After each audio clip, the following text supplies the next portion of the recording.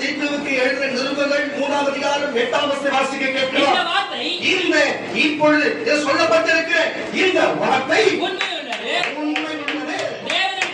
தேவனிடத்திலே விசுவாசம் உள்ளவன் நற்கிரியைகளை செய்ய, நல்ல கிரியைகளை அவன் செய்ய ஜாக்கிரதையாக இருக்கும்படிக்கு நீ இவைகளை குறித்து திட்டமாய் போதிக்க வேண்டும் என்று திட்டமாய் போதிக்க வேண்டும் என்று விரும்புகிறேன். இவைகளை நன்மையும் மனுஷருக்கு பிரயோஜனமானவைகள். நன்மையும் பிரயோஜனமானவைகளும் புத்தீனமான தர்க்கங்களையும் வம்ச வரலாறுகளையும் சண்டைகளையும் நியாய பிரமாணத்தை குறித்து உண்டாகிற வாக்குவாதங்களையும் விட்டு விலகு. இதை விட்டு விலகி, இதெல்லாம் இருக்குது, இதை விட்டு விலகு. அவைகள் அப்பிரயோஜனமும் பிரயோஜனமற்றதும் வீணுமாயிருக்கும் இருக்கிறது. வேதம் புரட்டுகிற ஒவ்வொருவனுக்கும் பாருங்க, வேதம் புரட்டு பண்ணுகிற அவன் சபைக்கு ஆசீர்வாதம் அது இது என்று சொல்லுகிற அவங்களுக்கு நீ இன்னொரு தடவை புத்தி சொன்ன பின்பு, புத்தி இந்த யூடியூப்ல இருந்து சொல்லி புத்தி சொன்ன பின்பு அவனை விட்டு விலகு. அப்புறம் சேர்க்காத கரத்தை சொல்லுவாங்க. ஹல்லேலூயா. மத்தேயும் மார்க்கு யோவான் லூக்கா ஆண்டவராகிய இயேசு சொன்ன காரியம் மட்டுமே. ஹல்லேலூயா. என்ன காரியத்தை எடுத்து நடக்க வேண்டுமோ அது நடத்த வேண்டும். ஹல்லேலூயா. நான் சொல்லுகிறேன், கர்த்தருடைய பிள்ளைகளே, தயவு செய்து வார்த்தை கவனிங்க. என்ன காரியம் மறுபடி வாசி தம்பி, அதை கேட்க மாட்டோம். இந்த வார்த்தை உண்மையுள்ளது. விசுவாசமானவர்கள் நற்கிரியைகளை செய்ய ஜாக்கிரதையாக இருக்கும்படிக்கு நீ இவைகளை குறித்து திட்டமாய் போதிக்க வேண்டும் என்று. திட்டமாய் போதிக்க வேண்டும். இதுல இருக்கிற நன்மையான காரியத்தையும் தேவையான காரியத்தை எடுத்துக்கொள்ளுங்க. தேவையான காரியத்தை எடுத்துக்கொள்ள வேணாம். நீங்கள் என்ன செய்ய வேண்டும், என்ன செய்ய வேண்டாம் என்று சொல்லி நீ திட்டமாய் போதிக்க வேண்டும் என்று தேவன் சொல்கிறார். அதற்காக பரிசுத்த ஆவியானவர் வந்திருக்கிறார். அதையும் மறந்து பரிசுத்த ஆவியானவர் இனி பேசட்டும். வார்த்தைக்குள்ளாக போகலாம். திட்டம் என்று சொன்னார். திட்டத்திற்குரிய 2 காரணம் உங்களுக்கு தெரியும். நான் இன்னும் ஆழமாய் போய் சொல்ல வேண்டிய அவசியம் இல்லை. திட்டம் என்று சொன்னா உங்களுக்கு புரிந்தவைகளே. திட்டம் என்று சொன்னால் 2 காரியம் இருக்கிறது. ஒரு காரியத்தை செய்வதற்கு முன்பு அது யோசித்து இப்படி செய்யலாமா, அப்படி செய்யலாமா, மாற்றி செய்யலாமா, இதை செய்யாமல் போகலாமா என்று அது யோசிக்கிற காரியத்தினுடைய பேர் என்ன தெரியுமா? அது பேர் திட்டம். புரிகிறதா? நல்லா புரிஞ்சா, நல்லா புரியல சும்மா தட்டக்கூடாது, நல்லா கவனிக்கணும். திட்டம் என்பது அப்படி. சரி, ஒரு அரசாங்கம் பாருங்க, வடிநீர் பாருங்க, மழைநீர் வடிகால்வாய் என்று ஒரு திட்டத்தை போடுவார்கள். புரியுதா? மழைநீர் வடிகால்வாய் என்று ஒரு திட்டம். அப்படின்னா மழை பெய்யுற தண்ணி எல்லாம் காவா வழியா போய் அது ஒரு ஓடையில போய், ஓடையில இருந்து ஆறுக்கு போய், ஆறு அது வந்து கடலுக்கு போகிறது போல ஒரு திட்டம். புரிகிறதா உங்களுக்கு? அது ஒரு திட்டம். இப்படியாய் பாருங்க, வீட்டு வாசலில் பொழிகிற மழையை அது வடிகால் வாயில விழுந்து அந்த கால்வாய் ஓடைக்கு போய், ஓடையில ஆத்துக்கு போய், ஆத்துல இருந்து ஆத்துப்படுகையில இருந்து எங்க போகும்? மோட்டார் வளத்துக்கு போய் அது எங்க போகும்? கடலுக்கு, சமுத்திரத்துக்கு போகும். இதுதான் அந்த திட்டம். புரிகிறதா? சரி, இது இந்த மாதிரி ஒரு காரியத்தை செய்தா அது ஒரு திட்டம். அப்போ பாருங்க, மரம் வளர்ப்போம், மழை பெறுவோம் என்று ஒரு திட்டம். புரிகிறதா? மரம் பாருங்க, மரம் நட்டா, அரசாங்கம் மரம் நட்டா பாருங்க, காத்து வரும், ஆக்சிஜன் வரும், அதுல வந்து மழை பெய்யும், நமக்கு மழை கிடைக்கும். அது ஒரு திட்டம். சரி, இது உங்களுக்கு இந்த காரியம் சொல்லுகிறது புரிகிறதா? சரி, குளங்கள் தூர்வாருகிற திட்டம், ஏரிகள் தூர்வாருகிற திட்டம். புரிகிறதா? பாருங்க, ரோடு பாருங்க, ஊர்களுக்குள்ள இருக்கிற கான்கிரீட் ரோடுகள் போடுகிற திட்டம். புரிகிறதா? இது ஒரு திட்டம்.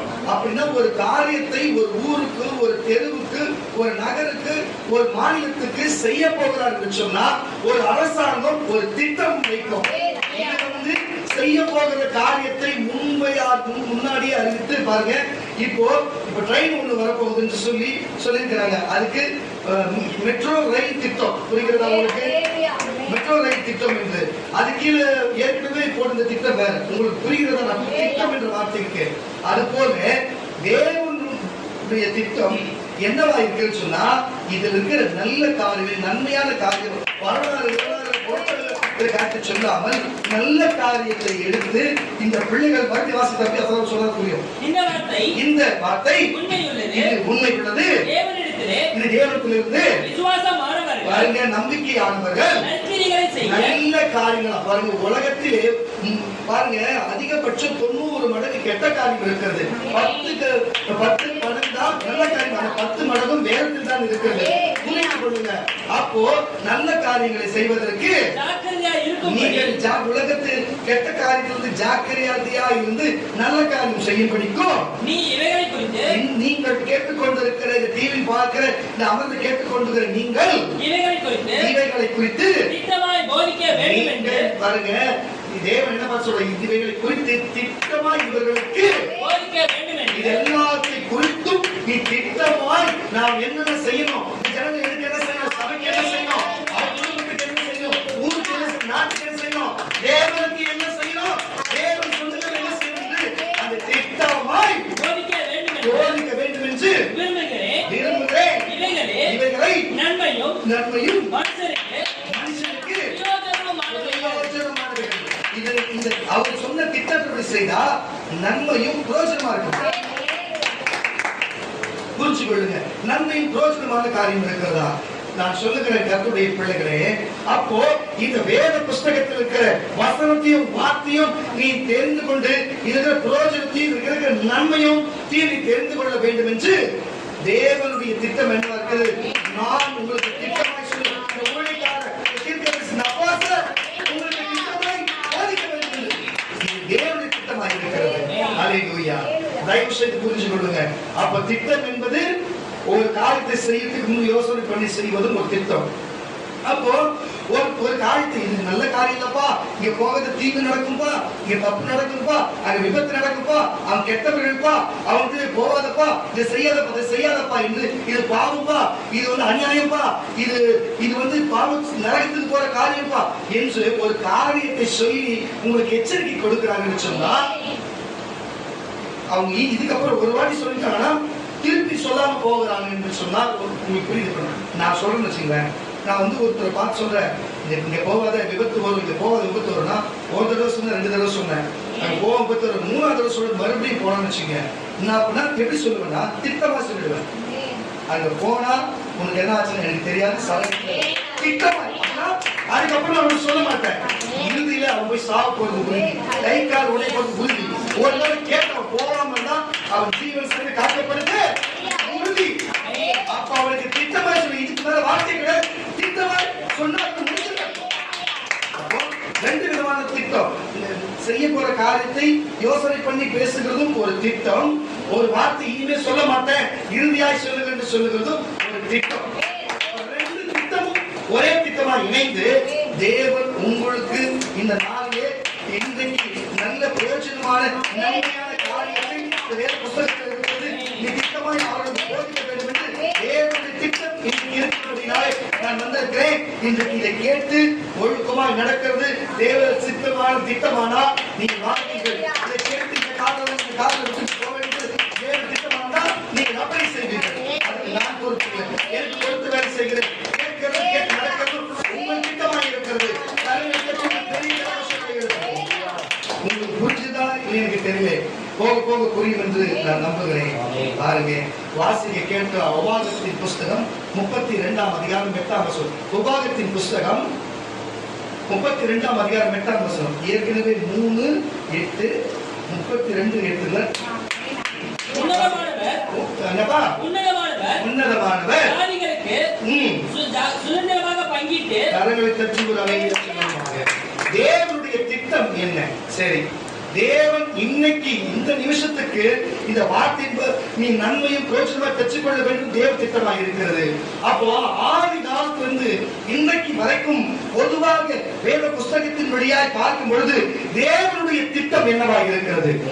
சரி, நான் கேட்கிறேன், நம்ம மத்தியில் சுவிசேஷகர் ஜேம்ஸ் அவர் வந்திருக்கிறார், அவரை பார்த்து கேட்கிறேன், தேவ திட்டம் என்னவாக இருக்கிறது தெரிஞ்சா சொல்லுங்க. எது வந்தாலும் நீங்க சொன்னாலே நீ காதுல கேட்கும். சரி, சந்தோஷம், கவலை கிடையாது. தெரியல சொல்லுங்க. இங்க ரொம்ப தனக்கு நிறைய தெரியும் இருக்கிறார்கள், கேட்கலாம். சரி, சாதாரணமா இருக்கிற ஆளை கேட்போம். பியூலா கேட்போம். தேவனுடைய திட்டம் என்ன? இது யாருக்கு திட்டம்? இயேசு கிறிஸ்துவின் திட்டம். நீ சொன்னது நியாயம் தான், அதுதான் போராட்டம். பாவ மன்னிப்பு, பரலோக நித்திய ஜீவன் இயேசுவின் திட்டம். ஆதி காலத்துல இப்ப வரையும் தேவனுடைய திட்டம் என்ன? அதுதான் கேட்டேன். புரியுதா? இதுவும் ஒரு வகையில கண்டுதான். முடிய போறத பஸ்ல சொல்லிட்டேன். யாரும் தட்டி வெளியில சொல்லுவோமா? சரி, தேவனுடைய திட்டம் என்னவென்று பார்ப்போம். நான் சொல்லுகிறேன், அந்த நாட்களில் தேவனுடைய திட்டம் என்னன்னு ஆதாம் ஏவாள் காலத்தில் இருந்து தேவனுடைய வார்த்தை கேட்டு நடக்க வேண்டும், தேவ சொல்பேச்சை கேட்டு நடக்க வேண்டும். இந்த உலகம் முழுவதும் ஆதாம் ஏவாளுடைய வம்சத்திற்கு சுதந்திரமாக கொடுக்க வேண்டும், அதன்படி அது கீழ்ப்படி நடக்க வேண்டும் என்று திட்டம் தீட்டினார். என்ன நடந்தது? ஆதாம் ஏவாள் கீழ்ப்படியாமல் போனதால அந்த இடத்தில் துண்டிக்கப்பட்டது. பிறகு என்ன வந்தது? நோவாவை கொண்டு வந்தார். நோவாவின் காலத்திலே நோவாவும் தவறு செய்தார். நோவாவின் பிள்ளைகள் வந்தார்கள். நோவாவின் பிறகு அப்படியே அந்த காலத்தில் அந்த ஜனங்களை விட்டு ஒரே மனிதனாகிய யாரை தெரிந்து கொண்டார்? ஆபிரகாமை தெரிந்து கொண்டு அந்த ஆபிரகாமின் சன்னதியிலே அதிலே ஒருவரை தெரிந்து கொள்கிறார். ஈசாக்கை தெரிந்து கொண்டு ஈசாக்கின் வழியா இருக்கிற யாரை தெரிந்து கொள்கிறார்? யாக்கோபை தெரிந்து கொண்டு. யாருக்கு கொடுத்த? ஆபிரகாம் கொடுத்த வாக்குத்தத்தம் ஈசாக்கு வரைக்கும் வந்து அது எங்க நிறைவேறியது? அது இஸ்ரவேல் யாக்கோபிடத்தில் நிறைவேறியது. அல்லேலூயா. அது யாருக்கு கொடுக்க வேண்டிய திட்டம்? யாரு? அது தேவனுடைய திட்டம் எங்க நிறைவேறுகிறது? இங்க இஸ்ரவேல் யாக்கோபு இஸ்ரவேலுக்கு கிட்டே அது நிறைவேறுகிறது. எப்படி?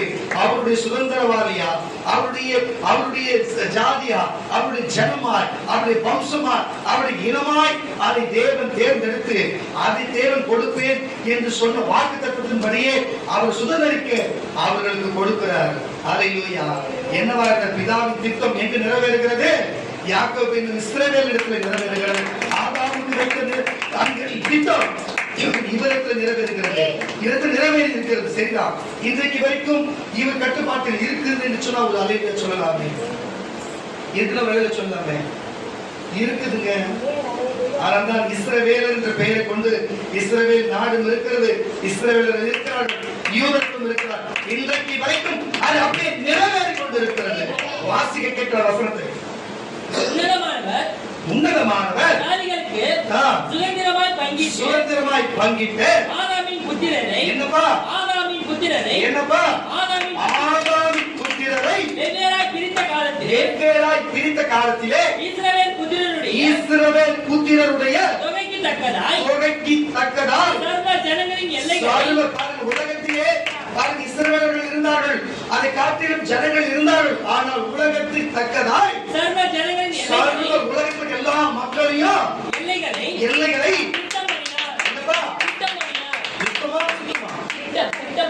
சித்தம் பண்ணினார். கர்த்தருடைய ஜனமே அவருடைய பங்கு என்னப்பா? யாக்கோபு அவருடைய சுதந்திரம் உலகிலும் வெறுமையான அவாந்தர வெளியிலும் அவர் அவனை கண்டுபிடித்தார். எங்க கண்டுபிடிச்சார்? பசந்தவாசி பாலான நிலத்திலும் உலகிலும் உள்ள வெறுமையான அவாந்தர வெளியிலும் அவர் அவனை கண்டுபிடித்தார். யாக்கோபை கண்டுபிடித்தார். அவனை நடத்தினார். அவனை உணர்த்தினார். அவனை என்னப்பா? உணர்த்தினார். அவனை யார் என்று காண்பித்தார். அவனை கண்மணி போல நல்லா கேட்டுங்க. எப்படி சொல்றாருன்னா, கழுகு வந்து பாருங்க குஞ்சு வச்சு முட்டை போட்டு குஞ்சு வச்சு அது தன் கூட்டை கழிச்சுட்டு தான் பண்ணுமா? தன்னுடைய கழுகு முதுக குடிச்சுக்கிட்டு காலில் அப்படியே தூரத்துல மேல எடுத்து போயிட்டு கீழே விட்டுருமா? அப்படியே தட்டு தடுமாறி அப்படி இப்படி வந்து அப்படியே ரக்க அடிச்சு அப்படியே பெரிய மாற்றம் வந்து பாருமா. அதை கொஞ்சம் அதை பாதுகாப்போடு நடத்துகிறது போல வாசி கூட்டை கலைத்து குஞ்சுகளின் மேல் அசைவாடி சேட்டைகளை விரித்து அவைகளை எடுத்து அவைகளை சேட்டைகளின் மேல் சுமந்து கொண்டு போகிறது போல கர்த்தர் ஒருவரே அவனை வழிநடத்தினார். அந்நிய தேவன் அவரோடு இருந்ததில்லை. பூமியில் உள்ள உயர்ந்த ஸ்தானத்திலே அவனை ஏறி வர பண்ணினார். வயலிலே விளையும் பலனை அவனுக்கு புசிக்க கொடுத்தார். கண்மலையிலும் தேனையும் கரங்களை தட்டி 18ஆம் வசனவாசி. உன்னதமானவர் நல்ல கேட்டு, உன்னதமானவர் ஜாதிகளுக்கு சுதந்திரமாகவே பங்கிட்ட ஆதாமின் புத்திரரை வெவ்வேறாய் பிரித்த காலத்தில் இஸ்ரவேல் புத்திரருக்கு தொகைக்கு தக்கதாய் சர்வ ஜனங்களுடைய எல்லைகளையும் திட்டம் பண்ணினார். கரங்களை தட்டி ஒரு திட்டம் பண்ணி அவர் செய்தார். என்ன திட்டம் பண்ணினார்? சர்வ ஜனங்களை காட்டிலும் யாருக்கு உலகத்திலே அந்த நாட்களில் ஜனங்கள் வாழ்ந்தார்கள், ஆனால் யார் மேல் அவர் அசைவாடி இருந்தார், யாரை அவர் பருந்து காக்கிற பட்சிகளை போல காத்தார், யாருக்கு அவராந்த வேலையிலும் பாருங்க, எங்க காட்டிலே பாருங்க, காட்டிலே பாருங்க அபாந்திர வெளிகளிலும் பாருங்க பாழான நிலங்களிலுமா இருக்கிற வனாந்திரமான பகுதியில் யார் தெரிந்து கொண்டார்? யாக்கோபின் இஸ்ரவேலை தெரிந்து கொண்டு அவர் பருந்து காக்கிற பட்சிகளை போல காத்து அவர் வழிநடத்தி அவருக்கு திட்டம் பண்ணினார். இவன் என் புத்திரன், என்னுடைய புத்திரன், இவன் என்னுடைய சுதந்திரவாதி, இவன் என்னுடைய ஜனம், என் சந்ததி இவன் வழியாய் பிறக்கும் என்று இந்த சந்ததி முழுவதும் நானே இந்த சந்ததிக்கு தேவனாய் இருப்பேன் சொல்லி அந்த எந்த தெய்வத்தையும் வேற எந்த விக்கிரத்தையும் வேற எந்த காலத்தையும் அவன் பணிந்து கொள்ளாமல் தேவனாகி அந்த ஏகோவா தேவன் ஒருவரை மட்டும் பணிந்து கொண்டு அவருக்கு மட்டும் பலிகளை செலுத்தி அப்படி வயலாக வாழ்ந்தவன். கரங்களை தட்டி இதுதான் அப்படி செய்வான் என்று தேவன் அறிந்து அவனுக்கு உலகத்தில் உள்ள மனிதர்களை காட்டிலும் அவனுக்கு தேவன் பெரிய திட்டத்தை வைத்து அவனுக்கு எல்லா இடத்தையும் சுதந்திரமாய் கொடுத்தார் என்று வேதம் சொல்லுகிறது. பாலும் தேனும் ஓடுகிற இடத்தை கொடுத்தார் என்று வேதம் சொல்லுகிறது. அவர் சந்ததி இன்றைக்கும் சரி, இன்றைக்கும் அவருடைய சந்ததியார்கள் எப்படி வாழ்கிறார்கள்? அல்லேலூயா. இன்னைக்கும் என்ன கிணறுகள் வைத்திருக்கிறார்கள், இன்றைக்கும் அவர்கள் கோதுமைகள் குறைவில்லை, இன்றைக்கும் நேச்சுரல் குறைவில்லை. இன்னைக்கு உலக நாடுகளிலே இருக்கிற உலக பணக்காரர்களை காட்டிலும் அவர்கள் தான் பெரிய பணக்காரர்கள் இருக்கிறார்கள். அறிவியலிலே கண்டுபிடிக்கப்பட்ட எல்லா 190 மடங்கு கண்டுபிடித்தவர்கள் இன்றைக்கு இஸ்ரவேலர்கள் தான். எல்லா கண்டுபிடிப்பும் இஸ்ரவேலர்கள் தான் கண்டுபிடித்தார்கள். உலக பேங்கிலே வைத்திருக்கிற பெரிய பேங்கை அவர்கள் தான் வைத்திருக்கிறார்கள். அவர்கள் தான் நடத்துகிறார். இந்த உலகத்தை ஆளுகிறது இஸ்ரவேலர்கள் தான். அந்த 13 குடும்பம் தான் இன்றைக்கு ஆண்டு கொண்டிருக்கிறது. எல்லாருக்கும் தெரிந்தவைகளே, அந்த 12 கோத்திரத்திலே ஒரு கோத்திரம் சேர்த்துக் கொள்ளுங்கள். 13 குடும்பம் தான் இன்றைக்கு வாழ்கிறது என்று நீங்கள் வேறும் தெரியாதவரை நாத்திகவாதி யாருக்கு கேட்டாலும் சரி அவர்கள் தான் சொல்லுவார்கள். அல்லேலூயா. அவர்கள் தான் சொல்லுவார்கள்.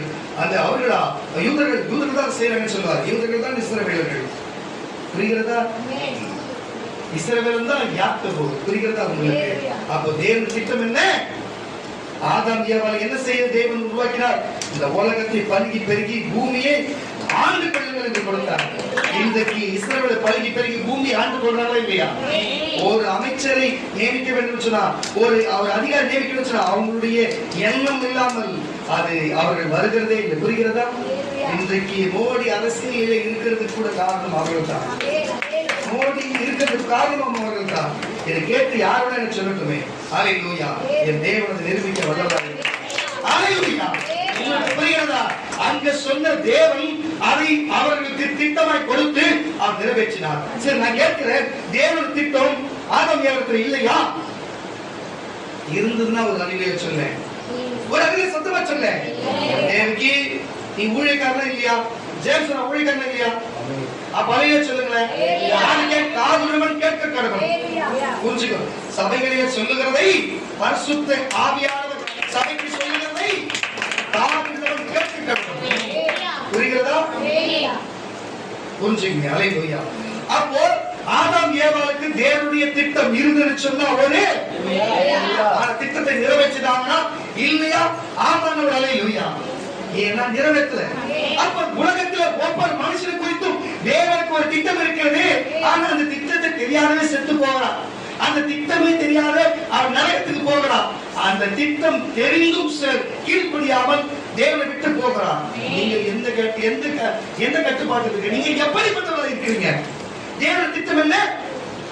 பருகி பெருகி பூமியை நிரப்பி அது மிருகிச்சு எல்லாத்தையும் அரிச்சு பூசிகள் எல்லாத்தையும் ஆண்டு கொள்ளுங்க சொன்னாங்க. ஒரே நன்மை தீமை அறிகிற விருட்சத்தை புசிக்காமீங்க, ஜீவ விருட்சத்தின் கனியை புசிங்கன்னு சொன்னாரு. ஆனா அவங்க என்ன செஞ்சாங்க?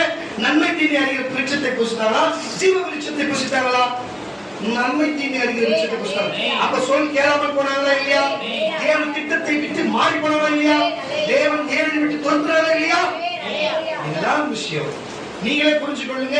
அங்க நோவாவின் காலகட்டத்தில் என்ன நடந்தது நீங்களே பாருங்க. அதே போல நடந்தது. ஆனா தேவன் அவர்களை ஜலப்பிரளயத்திற்கு பிறகு, ஜலப்பிரளயத்திற்கு அப்புறம் அவர் அழித்து போட்டார். புரிகிறதா? ஜலப்பிரளயத்தை அழித்து விட்டு அவர்கள் என்ன செய்தார்? அதுக்கப்புறம் அந்த ஜனங்களை அழிக்க மாட்டேன்னு சொன்னார். அதனால அழிக்காம விட்டு ஆபிரகாமை தேர்ந்தெடுத்து ஆபிரகாமின் சந்ததியிலே அவருடைய திட்டத்தை நிறைவேற்றினார். ஆபிரகாம் செய்து முடித்தார், ஈசாக்கை செய்து முடித்தார், யாக்கோப்பு விலகி போனாலும் அவர் செய்து முடித்தார். யாக்கோப்பு இஸ்ரவேலாய் மாறினார், இஸ்ரவேலாய் 12 கோத்திரம் உருவாயினது. இன்றைக்கு வரைக்கும் தேவனுடைய திட்டத்தை நிறைவேற்றியிருக்கிறது. கற்பனைகளையும் கட்டளைகளையும் சட்டங்களையும் உபச்சட்டங்களையும் இன்றைக்கும் அதை நிறைவேற்றி வருகிறார்கள். ஒரு கூட்டத்தார் எப்பொழுது பின்மாற்றமாய் போகிறது தான். ஆனால் இன்றைக்கும் இந்த வம்சாவளியா அதை செய்து கொண்டு வருகிறவர்கள் இருக்கிறார்கள். அப்ப தேவ திட்டம் அதை நிறைவேறி கொண்டிருக்கிறது. கர்ணம் கட்சி அப்போ தேவன் திட்டம் எல்லாருக்கும் இருக்கிறது. ஆனால் சிலர் தான் திட்டத்தை நிறைவேற்றினார்கள். திட்டத்தை நிறைவேற்றினார் வாழையார். அது இயேசுவின் காலம் மட்டுமல்ல. இயேசு யார் வம்சத்தில் பிறந்தார்? யாக்கோபின் வம்சத்தில் தான் பிறந்தார். தாவீதின் குமாரன் அந்த வம்சத்தில் பிறந்தார். ஒரு கரணம் தட்டி ஒரு ஆளே இல்லையா? அப்ப புரிஞ்சதா இல்லையா? இப்ப இயேசுவின் காலம் இருந்தது 2000 ஆண்டு ஆனது. அல்லேலூயா. இன்றைக்கும் அந்த வம்சங்கள் இருக்கிறது. ஒரு அழகியா சொல்லுவோமாக. ஆதாம் கீழ்ப்படியில பாருங்க விட்டு போனார். பிறகு வந்த எத்தனையோ பேர் கீழ்ப்படியாது போனார்கள். தேவன் திட்டத்தை நிறைவேற்றவில்லை. திட்டத்தை நிறைவேற்றினால் வாழையாய் போகும். திட்டம் நிறைவேற அந்த வம்சத்தோடு அழிந்து போகும். அந்த வம்சத்தோடு இல்லாது போகும். அதுதான் தேவ திட்டமாக இருக்கிறது. அல்லேலூயா. தேவ திட்டம் அப்படி இருக்கிறது. வாசிக்க கேட்கலாம். 2 ராஜாக்களின் புஸ்தகம் 17ஆம் அதிகாரம் 37ஆம் வசனம். 2 ராஜாக்களின் புஸ்தகம் 17ஆம் அதிகாரம் 37ஆம் வசனத்தை கூட வாசிக்க கேட்கலாம். அவர் உங்களுக்கு எழுதி கொடுத்த திட்டங்களின்படியும் எந்த திட்டத்தை அவர்களுக்கு கொடுத்தார்? அவர்களுக்கு எந்த திட்டத்தை கொடுத்தார்? அவர்களுக்கு மோசே என்னும் தீர்க்கதரிசி, அந்த மோசே பெருமாள் கொடுத்த அந்த தீர்க்கதரிசி கொடுத்த அந்த காரியத்தை இவர்கள் அந்த திட்டத்தை யார் மூலமா கொடுத்த? அந்த யெகோவா தெய்வம், அந்த இஸ்ரவேலின் ராஜா, இஸ்ரவேலின் ஜெயபலமானவர், இஸ்ரவேலின் தேவனின் கர்த்தர், இஸ்ரவேலின் மாதாவின் தெய்வம், யெகோவா நிஷி, யெகோவா ராபா, யெகோவா ஈரே, யெகோவா ஈரே, யெகோவா ரூபா, யெகோவா ஷம்மா, யெகோவா ஷாலோம், அவர் கொடுத்தார். யாருக்கு? மோசே எழுதிய திட்டத்தை கொடுத்தார். கற்பனைகளையும் கட்டளைகளையும் சட்டங்களையும் உபச்சட்டங்களையும் கொடுத்தார். அதை நிறைவேற்றி வந்தவன் இன்றைக்கு வரைக்கும் இருக்கிறான்.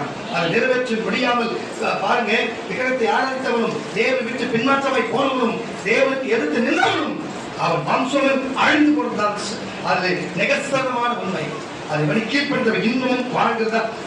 அதுதான் உண்மை. ஆலையில வாசிக்க கேட்கிற வசனத்தை அவர் உங்களுக்கு எழுதி கொடுத்த திட்டங்களின் வழியும் முறைமையின் வழியும் நியாய பிரமாணம் புரிஞ்சு நியாய பிரமாணத்தின் வழியும் கற்பனைகளின் வழியும் நீங்கள் சகல நாளும் செய்வதற்கு கவனமாய் இருந்து அந்நிய புரிஞ்சுச்சா பாயிண்ட், அந்நிய தேவர்களுக்கு பயப்படாதீர்கள். நான் உங்களோடு பண்ணின உடன்படிக்கையை நீங்கள் மறவாமலும் அந்நிய தேவர்களுக்கு பயப்படாமலும் உங்கள் தேவனாகிய கர்த்தருக்கே பயந்து நடந்தீர்களாக. கரங்களை தட்டி ஒரு அறையை சொல்லுவாங்க. இந்த திட்டத்தை அவர்கள் நிறைவேற்றவில்லை. என்ன சொன்னாரு? நீங்க விக்கிரகத்துக்கு உலகத்தில் இருக்கிற நான் உலகத்து மக்கள் வழிபடுகிற காரியத்துக்கு பயப்படாதீர்கள். சூரிய வச்சுருவா மந்திரம் பண்ணுவா அதை பண்றது. நீ பயப்படாதீர்கள். நான் உங்களோட உங்கள் பட்சத்தில் இருக்கிறேன். நான் உங்களோடு இருக்கிறேன். நீங்கள் பயப்படாதீர்கள். நானே உன் தேவன். என்னையே பட்சம் பண்ணுங்கள். அவர் ஒரு திட்டத்தை கொடுத்தார். என்ன நடந்தது? அது திட்டத்தை கீழ்ப்படியாதவர்கள் என்ன ஆனது? பாருங்க, புறஜாதி அரசர்கள், புறஜாதி ராஜாக்கள் இப்படி கீழ்ப்படியாத போன அடிமையாய் கொன்று போட்டார்கள். அநேகர் கொன்று போட்டார்கள், அநேகர் அடிமையாய் வைத்தார்கள். ஆனால் தேவனை மெய்யாகவே தேடி அவர் இந்த திட்டத்தில் தேவனுடைய திட்டத்தின்படி நிறைவேற்றினவர்களை தேவன் கைவிடவில்லை. நல்லா புரிஞ்சுக்கோங்க. தேவ திட்டம் எப்படி என்று சொல்ல நல்லா புரிஞ்சுங்க. ஒரு மோசே உண்டு பண்ணி அவருக்கு நியாயப்பிரமாணம் கற்பனை கட்டளைகளை கொடுத்து அதன்படி பேசணும், அதன்படி நடக்கணும், அதன்படி பொண்ணு எடுக்கணும், அதன்படி பொண்ணு கொடுக்கணும், அதன்படி சாப்பிடணும், அதன்படி தூங்கணும், அதன்படி பலிகளை செலுத்தணும், அதன்படி தொழுகணும். அப்படி சொன்ன ஊருக்கு வரி போகணும், சொன்ன இடத்துல எல்லைகள் போகக்கூடாதுன்னு சொல்லி சில சட்ட திட்டங்களை கொடுத்திருந்தார். எப்படி உடை அணியணும், எப்படி பாருங்க மயிர் கத்தரிக்கணும், எப்படி உணவு புசிக்க வேண்டும் என்று சில முறைகளை சொல்லிக் கொடுத்தார். அப்படி செய்ய வேண்டும் என்று தேவன் திட்டம் தீட்டினார். எப்படி? ஒரு பாருங்க மழை நீர் வடிகால்வாய் திட்டம் வீட்டு பாருங்க கூரையிலிருந்து வழிந்து ரோட்டில் வழிந்து அது கால்வாயில வடிகட்டி அது எங்கிருந்து கால்வாய் வழியா போய் அது ஓலை வழியா போய் அது ஆற்று வழியா போய் ஆற்று படுகைக்கு போய் மோத்தாரத்துக்கு போய் மோத்தாரத்துல இருந்து எங்க சமுத்திரத்துக்கு போகிறதுக்கு அரசாங்கம் திட்டம் போட்டு இருக்கிறது. இது திட்டம். அப்ப நம்ம ராஜாதி ராஜா ஒரு திட்டம் வைத்தார். எப்படி மோசடி நியாயப்பிரமாணம் கற்பனை கட்டளை கொடுத்து இந்த இஸ்ரவேல் ஜனங்கள் இந்த யாக்கோபின் வம்சத்தை 12 கோத்திரத்தார் இப்படிதான் பேசணும், இப்படி உடை அணியணும், இப்படி தூங்கணும், இந்த முறைப்படி வீடு கட்டணும், இப்படி பலிகளை செலுத்தணும், இப்படி ஒழுக்கமாய் வாழ்விட பொன் கொடுக்கணும், பொன் எடுக்கணும் என்று ஒரு திட்டத்தை வைத்திருந்தார். அந்த திட்டம் உலகத்தில் போடப்பட்ட பல திட்டங்கள் தவிடுபடி ஆயின. ஆனால் தேவன் போட்ட திட்டம் இன்றைக்கு வரைக்கும் இருக்கிறது.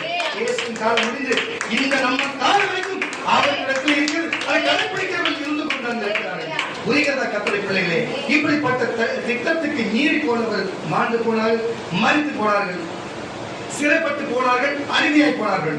ஆனா இது கீழ்ப்படிந்து அந்த தேவன் திட்டத்தை நிறைவேற்றினவர்கள் இன்றைக்கும் அந்த இடத்தை ஆண்டு கொண்டு வாழ்ந்து கொண்டிருக்கிறார்கள். இதற்கு என்ன புரிகிறது?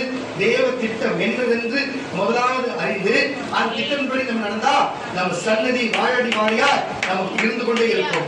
நம்ம திட்டம் நிறைவேறப்பட நம்மளோட போச்சுன்னா நமக்கு பிள்ளைகள் எப்படி இருக்கும், நம்ம பிள்ளைகள் எப்படி வாழ புரிகிறதா? இதுதான் தேவனுடைய திட்டமாக இருக்கிறது. ஆதாமையால் என்ன செய்தார்? பலிகை பெருகி பூமியில் இருப்பவர்கள் நம்ம நன்மை தீமை அறிகிற விருட்சத்தை புசிக்காத ஜீவ விருட்சத்தின் கனியை புசி சொன்னாரா இல்லையா? திட்டம் என்ன மாறிச்சு? இவங்க பாருங்க நன்மை தீமை அறிகிற விருட்சத்தை புசித்தாங்க, அவ்வளவுதான். புரிகிறதா? கீழ்படியாது போனாலும் நோவான் காலத்துல பேழையில காப்பாத்தி மக்கள் அழிச்சாரா இல்லையா? அது போல தேவன் ஒரு திட்டம் வச்சார். யாருக்கு? நோவாக்கு ஒரு திட்டத்தை கொடுத்தார். என்ன திட்டம்? இனி நான் ஜலப்பிரளயத்தினாலே நான் மனிதர்களை அழிப்பதில்லை, நான் கொண்டு போடுவதில்லை சொன்னார். இன்றைக்கு வரைக்கும் அப்படி செய்யல. ஆமான்னா ஒரு அதுக்கப்புறம் அக்கினி கண்டத்தினால அழிச்சாரு தவிர அப்படி அழிக்கவே இல்லை. புரிச்சு கொள்ளுங்க. ஒவ்வொரு திட்டம் போட்டு செய்கிற தெய்வம் உலகத்துல பாருங்க. ஒரு 6 அறிவுள்ள மனுஷன் போடுகிற திட்டம் இருக்குன்னு சொன்னா ஒருத்தனை அழிக்கணும், ஒருத்தனை நீ இல்லாத செய்யணும், சூனியம் மந்திரம் பண்ணு ஒரு 6 அறிவுள்ள மனிதனுக்கு இப்படிப்பட்ட காரியம் தோணும் என்று சொன்னா அறிவு என்பதையோ மனிதனுடைய உலகத்தில் பிரபஞ்சம் என்பதையோ உண்டாக்கிய தேவன் ஒரு திட்டம் போடலன்னா அந்த திட்டம் படி வாழணும்னா என்ன சம்பவிக்கும்? அப்படித்தான் அந்த பாருங்க 2 ராஜாக்கள் புஸ்தகத்திலே அப்படிப்பட்ட ஒரு சம்பவம் தான் நடந்து நிறைவேறியது. அப்படிப்பட்ட காரியம் தான் அங்கு நடந்து நிறைவேறியது. கர்த்தருடைய பிள்ளைகளே, தயவு செய்து புரிந்து அதை புரிந்து கவனித்து பாருங்க. வாசிக்கையில் ஏசாயா எழுதின தீர்க்கதரிசனத்தின் புஸ்தகம், ஏசாயா எழுதின தீர்க்கதரிசனத்தின் புஸ்தகம் 37ஆம் அதிகாரம் 26ஆம் வசனம். ஏசாயா எழுதின தீர்க்கதரிசனத்தின் புஸ்தகம் 37ஆம் அதிகாரம் 26ஆம் வசனத்தை சீக்கிரமாய் வாசிக்க கேட்கிறது. நான் வெகுகாலத்துக்கு முன்னே நியமித்து அதை நியமித்து பூர்வ நாட்கள் முதல் அதை திட்டமிட்டேன் என்பதை நீ கேட்டதில்லையோ? இப்பொழுது நீ அரணான பட்டணங்களை பாழான மண் மேடுகளாகும்படி நான் அதை சம்பவிக்க பண்ணினேன். அதனால் அவைகளின் குடிகள் கையிருக்கிறதாகி நான் சொல்லுகிறேன், கவனித்து கேளுங்க. எப்படி 2 ராஜாக்களின் புஸ்தகத்திலே அங்கு சொல்லப்பட்டது போல கீழ்ப்படியாது போனவர்கள், எப்படி கீழ்ப்படியாது அந்த சட்டத்தின்படி தேவனுடைய திட்டத்தை நடவாமல் இவர்கள் ஒரு திட்டம் தெரியாமல் போய் அகப்பட்டு சின்ன பின்னமாகி தேவ கோபத்துக்கு ஆளாகி தேவ சாபத்துக்கு ஆளாகி நிர்மூலமாகி போகிற காரியத்தை குறித்து சொல்லுகிறார். மறுபடியும் வாசிப்பா இந்த 26. நான் வெகு காலத்துக்கு முன்பு நியமித்து அதை நியமித்து பூர்வ நாட்கள் முதல் முன்னாடி காலத்துல இருந்து அதை திட்டம் பண்ணினேன் என்பதை நான் அப்போதிலிருந்து பார்த்து உங்களுக்கு இந்த செய்யணும் சொல்லி திட்டம் பண்ணினேன் என்று நீங்கள் கேட்டதில்லையோ? நான் சொன்ன திட்டத்தை நீங்கள் கேட்டதில்லையோ? இப்பொழுது நீ அரணான பட்டணங்களில் பாழான மண்மேடுகளிலும் நான் அதை சம்பவிக்க பண்ணினேன். அதனாலே அவர்களுடைய குடிகள் என்னப்பா கைத்தவர்களாகி கை சரி வாசியா கலங்கி வெட்கப்பட்டு பூமி பூண்டுக்கும் பச்சிலைக்கும் வீடுகள் மேல் முளைக்கும் புல்லுக்கும் ஓங்கி வளரும் தீயற்று போகும் பயிர்களும் சமமானார்கள். உன் இரும்பையும் உன் கோப்பையும் உன் வரப்பையும் நீ எனக்கு விரோதமாய் கொந்தளிக்கிறதையும் அறிவே. நீ எனக்கு விரோதமாய் கொந்தளித்து வீரியம் பேசினதையும் என் செவிகளில் ஏறினபடியால் கேட்டபடினாலே நான் என் சுற்றத்தை உன் மூக்கிலும் என் கடிவாளத்தை உன் வாயிலும் போட்டு நீ வந்த வழியை உன்னை திரும்ப பண்ணுவேன். கரங்கள் தட்டி ஒரு அலைமையா எந்த வழியில வந்தாங்க? அவர்கள் எகிப்து என்னும் அடிமைத்தனத்தின் வழியில இருந்தாங்க. குதிரைக்கு கடிவாளம் போடுவாங்க தெரியுமா? உள்ள பாருங்க, தூண்டில் முள் பாத்தீங்கன்னா அந்த மாதிரி ஒரு முள்ளு மாதிரி அந்த கடிவாளம் போட்டு இழுத்தாலும் சரி, குதிரையோட வாயில குத்தி கிழிச்சுன்னா அது இழுத்துனா நிக்கும், அது விட்டா போகும், இழுத்தா நிக்கும். புரிகிறதா உங்களுக்கு? அது வாயில போட்டது கடிவாளம். அப்படி ஒரு இதை செய்யும் சொல்லி உங்களுக்கு அந்த மாதிரி போட்டுருவேன். அப்படி இல்லைன்னா நீ வந்த வழிக்கு அனுப்பிடுவேன் என்று சொல்லுகிறார். எப்போ பழைய பாட்டில் இருக்கிறவங்களை பார்த்து அப்படி சொல்லுவார். ஏன் இந்த ஜனங்களுக்கு அவர் திட்டத்தின்படி வாழ்ந்தா என்ன, திட்டத்தின்படி நடந்தாதான் என்ன, திட்டத்தின்படி வாழ்ந்து கொண்டாதான் என்ன? கற்பனை பிள்ளைகளை ஏன் இப்படி செய்கிறார்கள் இந்த ஜனங்கள்? ஏன்னு சொன்னா பாருங்க, எல்லாம் நிறைய தடவை சொல்லியிருப்பேன். சிலருக்கு தொப்புளுக்கு மேல கஞ்சி இருந்ததுன்னா அப்படிதான் ஆகும். வசதி வாய்ப்பு வேலை வந்துச்சுன்னா தேவனை மறந்துடுவாரு. பணம் வந்துச்சுன்னா ஊழியக்காரனையே மறந்துடுவாரு. இருக்குது இந்த பையன் கொஞ்சம் வட்டியா இருக்கும், தலைவா முடியிருக்காது, அவன் பேர் குச்சி நான் தான் ஜாம் பண்ணிருக்கேன். இப்படிதான் அப்படி யோசிப்பாங்க. நான் எத்தனை தடவை யோசிக்காம உங்களுக்கு கர்த்தருடைய வார்த்தை வாங்கி கொடுத்துருக்கேன். அது போல சிலருக்கு வேலை வந்து விட்டா தேவனை மறப்பார்கள், சிலருக்கு பணங்காசு வந்து விட்டா ஊழியக்காரனையும் மறப்பார்கள். அதுபோல இவர்களும் அப்படித்தான். நல்ல இடம் கிடைத்தவுடனே, நல்ல கொழுமையான காரியங்கள் கிடைத்தவுடனே கொடுத்த தேவனை மறந்து தேவ திட்டத்தையும் மறந்து போனார்கள். அப்ப தேவ திட்டத்தை மறந்தா ஒண்ணு என்ன செஞ்சாரு? அந்த ஆதார் தேவ திட்டத்தை மறந்து செஞ்சனால நோபவை காத்து பாருங்க என்ன செஞ்சார்? ஜலப்பட்டு அழித்து போட்டாரா இல்லையா? நான் ஜலத்துல இனிமே அழிக்க மாட்டேன்னு சொன்னாரு. ஆனா அதுக்கப்புறம் ஒரு மனுஷனை தேர்ந்தெடுத்தார். யாரு? ஆபிரகாமை தேர்ந்தெடுத்து அங்க இஸ்ரவேல் வழியா அந்த ஜனங்கள் என்ன செய்தாரு? இவன் நல்லா புரிஞ்சுக்கணும். நம்ம அவாந்தர வேலையில வனாந்தரத்திலே வாழான இடத்துல யார் கண்டுபிடிச்சாரா? யாக்கோபு கண்டுபிடிச்சாரா? அப்படிப்பட்ட இடத்துல ஒருத்தர் ஒழுக்கமா தேவனுடைய திட்டத்தை நிறைவேற்றி காத்திருக்கிறவனா இருந்தால் தேவன் அவனை கூப்பிட்டு தேவ திட்டத்தை நிறைவேற்றி அவனுக்கு என்ன தேவையோ சந்திக்கிற தேவனா இருக்கிறாரு. அப்படின்னா வேணும் சொல்ல பார்த்த காரணத்தை அப்படி ஒருத்தர் செழிப்பு எல்லாத்தையும் தேவன் கொடுத்து அவன் தேவ திட்டத்தை விட்டு விலகி போன என்ன செய்வாரு? வந்த வழியே அனுப்பிடுவாரு. வந்த வழி அவாந்தர வழியிலும் அவன் வனாந்தரத்திலும் வந்த எகிப்திலும் பாவப்பட்ட எகிப்திலும் அனுப்பிடுவார். நான் சொல்ல இப்ப வேற என்ன சொல்லுகிறது? வேற தான் நம்ம வச்சோம். ஏசாயா புஸ்தகம் என்ன சொல்லுகிறது? பாருங்க, 2 ராஜாக்கள் என்ன சொல்லுகிறது? உபாகம் என்ன சொல்லுகிறது? வார்த்தை அழகே சொல்லுகிறது. அப்போ அவர் திட்டத்தின்படி நடக்க நினைச்சு கஷ்டப்பட்டு இருக்கிறவன் அவர் திட்டத்தை நிறைவேற்றிடுவார். திட்டத்தை கொடுத்து கொடுமையினால் அதை விட்டு விலகணும்னு நினைக்கிறவன் வந்த வழிக்கே போயிடுவான். இதுதான் தேவனுடைய கட்டுப்பாடு. நல்லா புரிஞ்சுக்கணும். நம்ம இஸ்ரவேலர்கள் முடிச்சுதான் நம்ம பார்க்கணும். அவங்க வச்சு நம்ம தெரிஞ்சு கொள்ள முடியும். கொஞ்சம் புரிஞ்சுக்க கர்த்தருடைய பிள்ளைகள். ஒரு நாள் ஒரு சம்பவம் நடக்கிறது. என்ன சம்பவம்னு சொன்னா, உங்களுக்கு எஸ்தர் குறித்து தெரிந்திருக்கும். தெரியும்னு சொன்ன வேலையா சொல்லுங்களேன். அப்புறம் பிரசங்கம் பண்ண தேவை. அல்லேலூயா. கரகத்தச்சு வேலையா சொல்லுங்க. உங்களுக்கு எஸ்தரை குறித்ததான காரியம் ஒரு பெரிய கரகோஷங்களை எழுப்புங்க. கரகத்தச்சு. அல்லேலூயா. ஏன்னு சொன்னா எஸ்தரை குறித்து தேவன் என்ன சொல்கிறார் சொன்னா என்ன காரியம் என்று சொன்னா பாருங்க, அது மொர்தெகாய் அவருடைய உறவினர் மொர்தெகாய் இருந்தார். அங்க எஸ்தர் இருந்தாங்க. அங்க அகஸ்து ராஜா இருந்தார்.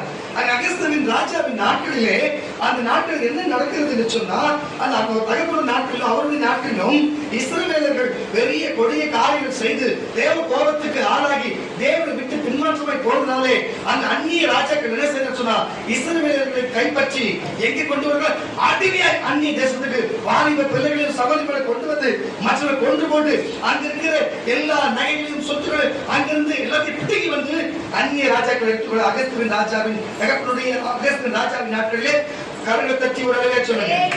அப்போ அகஸ்தியன் ராஜாவின் காலகட்டத்திலே அங்கு போர் செய்யும் தளபதியாகவும் ஒரு பெரிய ஸ்தானத்தில் இருந்த ஒருவன், அவன் புறஜாதியானவன். நல்லா புரிஞ்சுக்கொள்ளுங்க. அவனுக்கும் ஒரு யூதனுக்கும் இடையில ஒரு சின்ன வாக்குவாதம். நல்லா புரிஞ்சுக்கொள்ளுங்க. அடிக்கடி ஒரு வாக்குவாதம், அந்த தேசத்தில் ஒரு வாக்குவாதம், தனிப்பட்ட விதமான ஒரு சண்டை. எப்படி ஒருத்தருக்கும் இப்ப இப்படி எடுத்துக்கலாம், ஒரு செம்மஞ்சேருக்கும் பெரும்பாக்கத்துக்கும் இடையில ஒருத்தருக்கு சண்டை, தனிப்பட்ட சண்டை.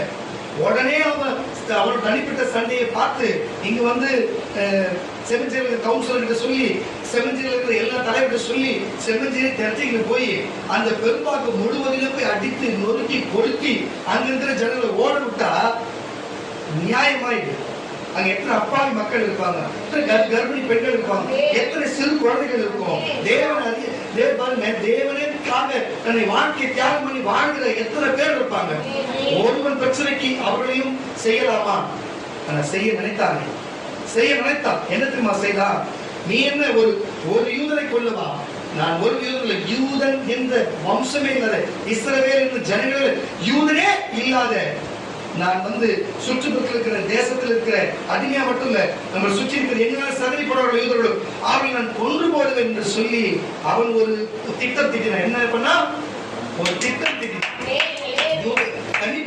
தனிப்பட்ட சண்டைக்காக அவன் ஒரு திட்டம் தீட்டி ராஜாவும் கவனக்குறைவா ஏதோ ஒரு சிந்தையில் இருக்கும் பொழுது ராஜாவிடத்திலே அவன் கையெழுத்து வாங்குகிறான், முத்திரை போடுகிறான்.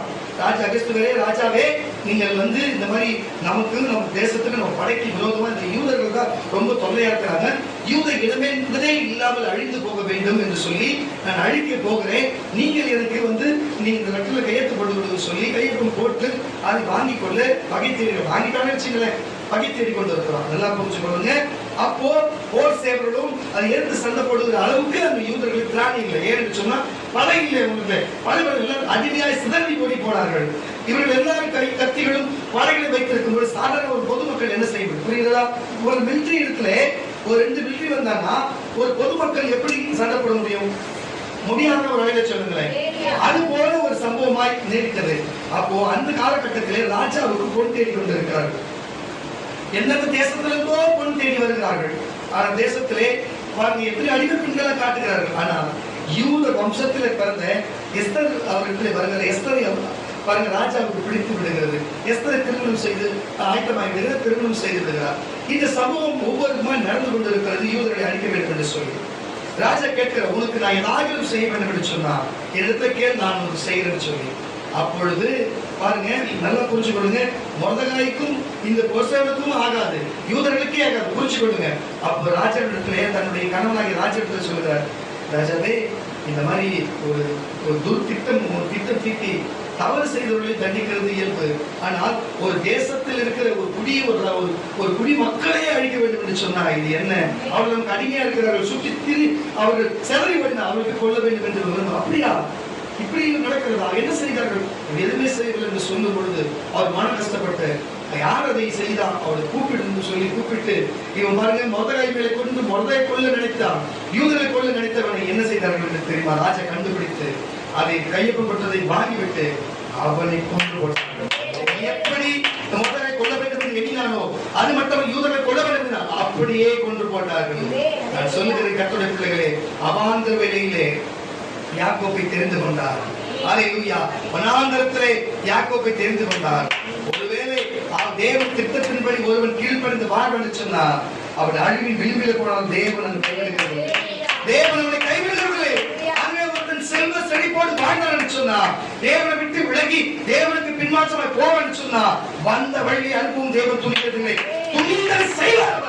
அவர் கேள்வி கேட்க ஒருவரும் இல்லை. அல்லேலூயா. அவர் கேள்வி கேட்க ஒருவரும் இல்லை. கர்த்தருடைய பிள்ளைகளே, தயவு செய்து புரிந்து கொள்ளுங்க. வாசிக்க கேட்கிறார். எஸ்தரின் புஸ்தகம் 9ஆம் அதிகாரம் 22ஆம் வசனம். எஸ்தரின் புஸ்தகம் 9ஆம் அதிகாரம் 22ஆம் வசனத்தை வாசிக்க கேட்கலாம்.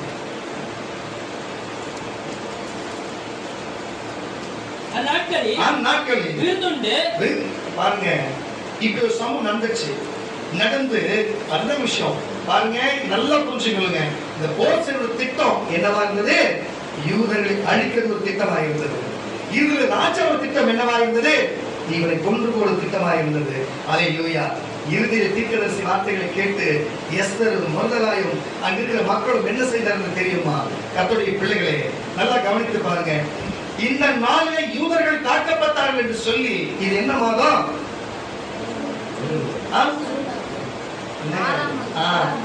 இந்த மாதம் தான் அப்பயும். அல்லேலூயா. 6ஆம் மாதத்திலே ஒரு குறிப்பிட்ட அது வந்து 13, 14, 15 தேதியில் இருக்கும். நம்ம இன்னைக்கு 24 தேதியில் இருக்கிறோம். 23. அல்லேலூயா. இந்த 23 தேதியில் இருக்கிறோம். அவ்வளவுதான் வித்தியாசம். கிட்டத்தட்ட 14 நடந்திருக்கிறது. எதுக்கு சொல்லுங்க சொன்னா, அவர்கள் என்ன செய்தார்கள் என்று சொன்னா, ஏழைகளுக்கும் எளிய மக்களுக்கும் விருந்து கொடுத்து, ஏழை மக்களுக்கு ஒரு உணவு கொடுத்து அந்த நாளை அவர்கள் ஆசரித்தார்களாம். அப்படி ஒரு திட்டம் செய்யும் என்று சொல்லி அதை நிறைவேற்றினார்களாம். கண்களை கட்டி வாசிக்கிற வசனத்தை அந்நாட்களில் விருந்துண்டு சந்தோஷம் கொண்டாடவும் ஒருவருக்கு ஒருவர் பரிசுகளை அனுப்பவும் எளியவர்களுக்கு தானம் தர்மம் செய்யவும் வேண்டும் என்று திட்டம் பண்ணினார். அப்பொழுது யூதர் தாங்கள் செய்ய தொடங்கினதை மறுகதாய் தங்களுக்கு எழுதினபடியே செய்ய சம்மதித்தார்கள். அல்லேலூயா. புரிகிறதா? அப்ப நீங்க அடிப்படை வசனங்கள் புரியும். அப்படி ஒரு சம்பவத்துல இருந்து கர்த்தர் அவர்களை காப்பாத்தினால ஏழை எளிய மக்களுக்கு என்ன செய்தாங்க? தானம் தர்மம் செய்யவும். கரங்களை தச்சு சொல்லுவோம். சரி, யூதர்கள் குறித்து பார்த்தோம். இப்போ உங்களை குறித்து நான் சொல்லுகிறேன். நீங்கள் எங்கிருந்து வந்தீங்க? விக்கிரக தோப்பிலிருந்து வந்தீங்க. நீங்க எங்கிருந்து வந்தீங்க? சாபத்துல இருந்து வந்தீங்க. நீங்க எங்கிருந்து வந்தீங்க? பிசாசின் கோட்டையிலிருந்து வந்தீங்க. எங்கிருந்து வந்தீங்க? சாபமான பாவத்திலிருந்து வந்தீங்க. ஆமான்னா போது அது அவாந்தர வெளிகள், அது வனாந்தர வெளிகள். அங்கிருந்து யாக்கோபை கண்டுபிடித்தது போல உங்களை கண்டுபிடித்த போது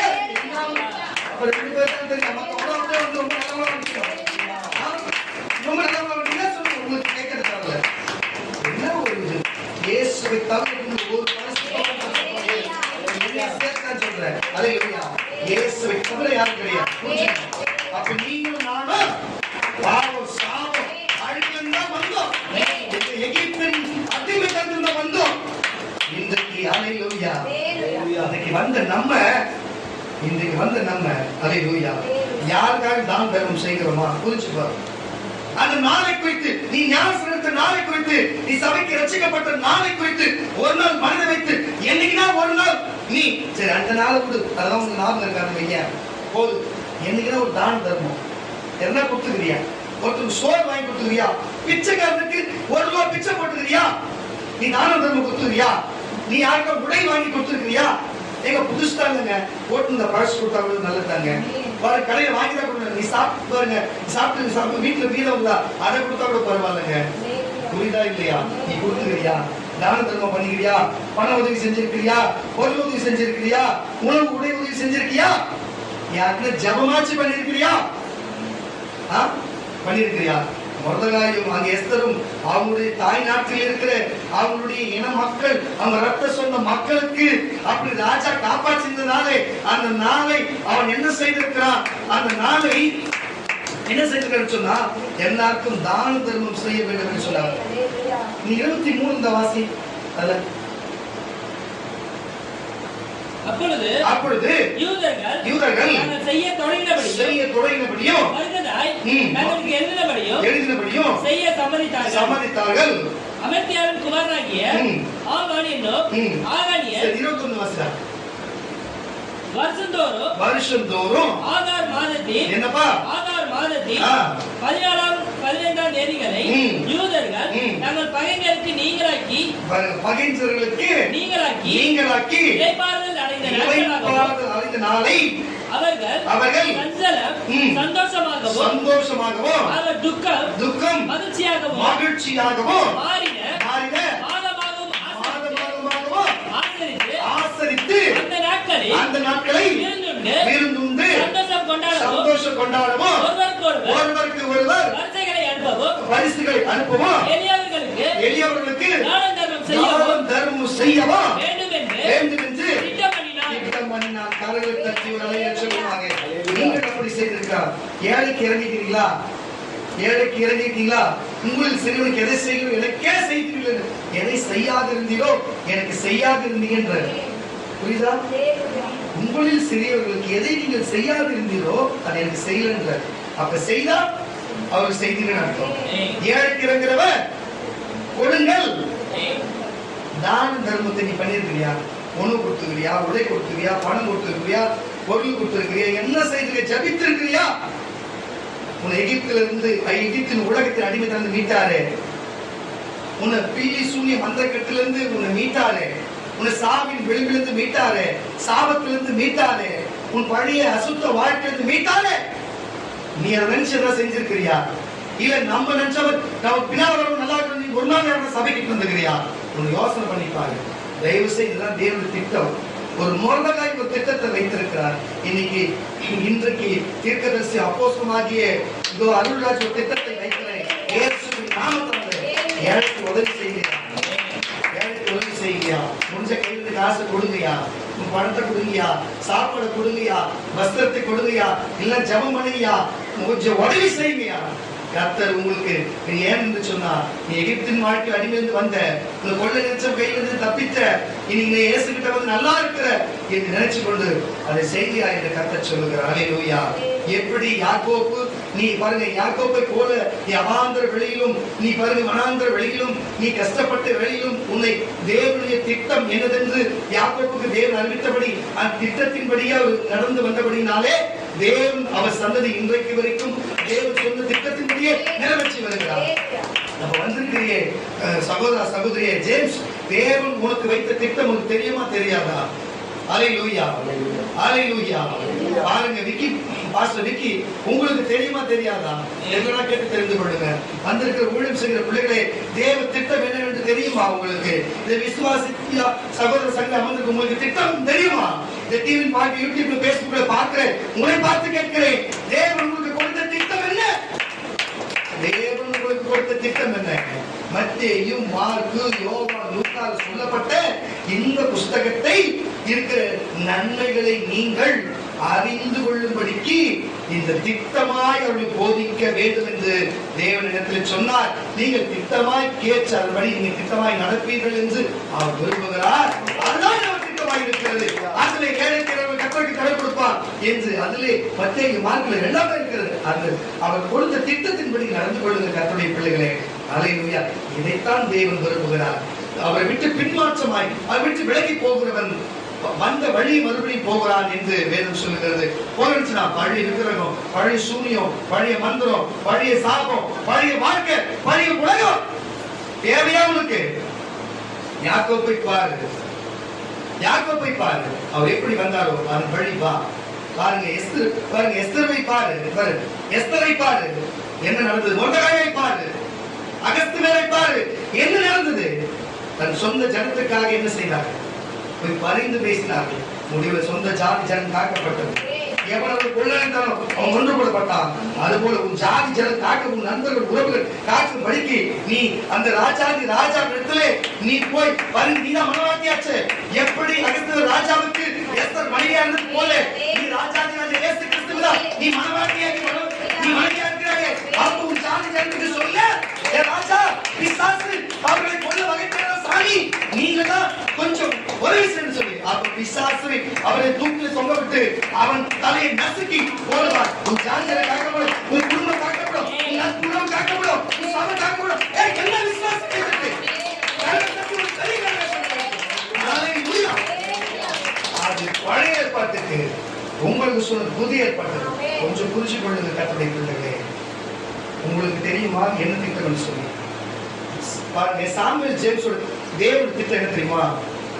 அவன் பிறக்க வேண்டும், பிறந்து பரிசுத்த வாழ்க்கை வாழ வேண்டும், அவன் தேவனுக்கு பாருங்க பணிவிடைக்காரனாய் ஊழியக்காரனாய் இருக்க வேண்டும், அவன் சுவிசேஷம் சொல்லி தேவனுக்கு ஜனங்களை ஆயத்தப்படுத்த வேண்டும்.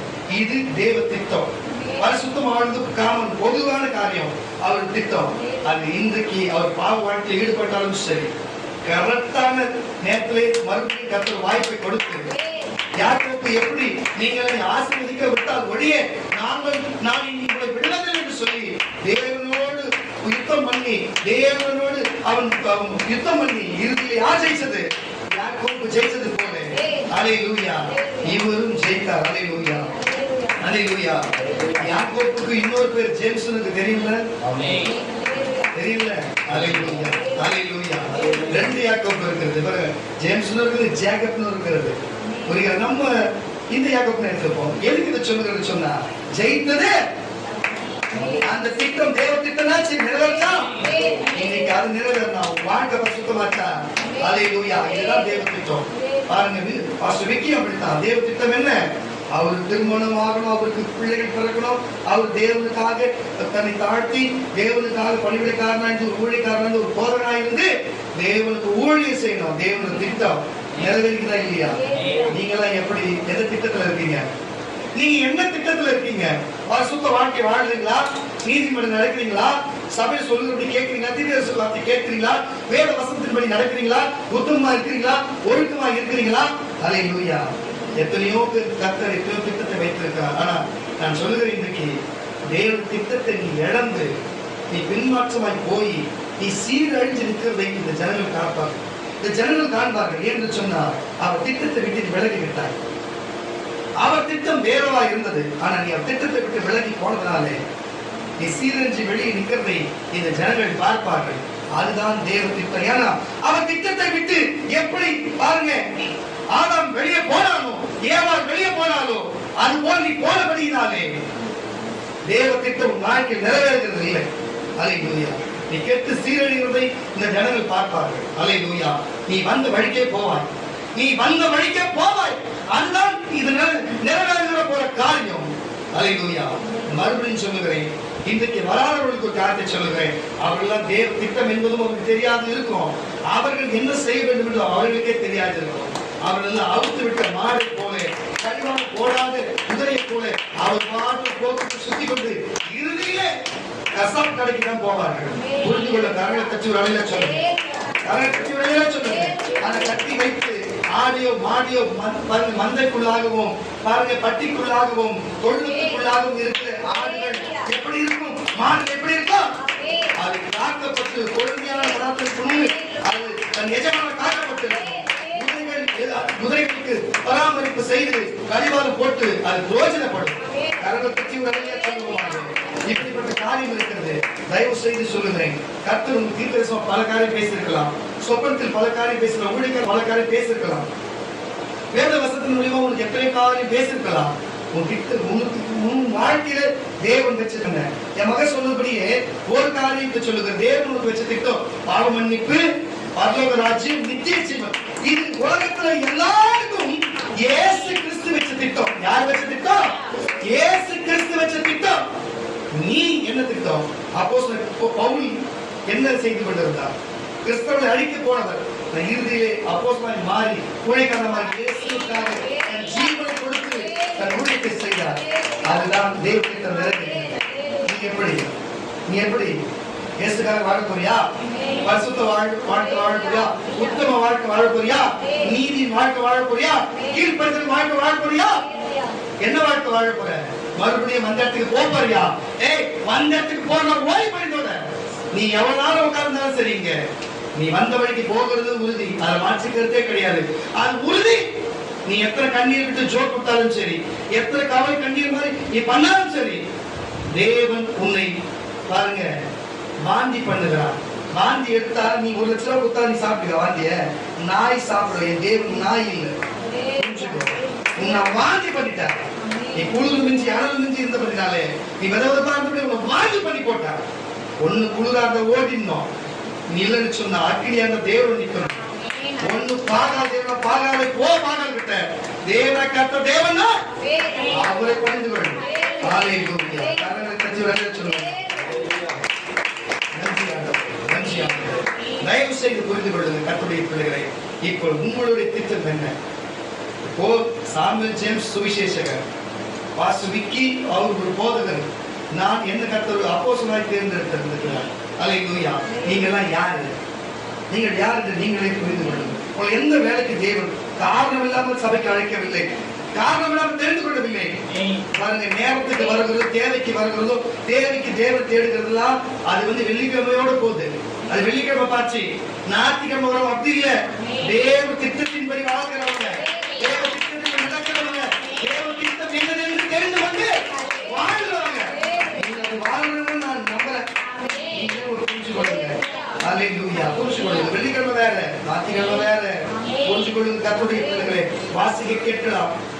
சங்கீதங்களின் புஸ்தகம் 74 சங்கீதம் 17. சங்கீதக்காரன் என்ன சொல்றார் பாருங்க. நீங்க நினைக்கிறது போல தேவன் ஒன்னும் சும்மா பாருங்க, நீ எது சொன்னாலும் கேட்டுக்கிறதுக்கும் சும்மா எது சொன்னாலும் அவருடைய திட்டத்தின்படிதான் மழை பெய்கிறது, அவர் திட்டத்தின்படிதான் மேகம் வருகிறது, அவர் திட்டத்தின்படி சூரியன் வருகிறது, அவர் திட்டத்தின்படி வெளிச்சம் வருகிறது, அவர் திட்டத்தின்படி பகல் நிலம் வருகிறது, அவர் திட்டத்தின்படி என் சரித்திர இந்த ஆவியாத்மா சரி நிற்கிறது, அவர் திட்டத்தின்படி பேசுகிறது.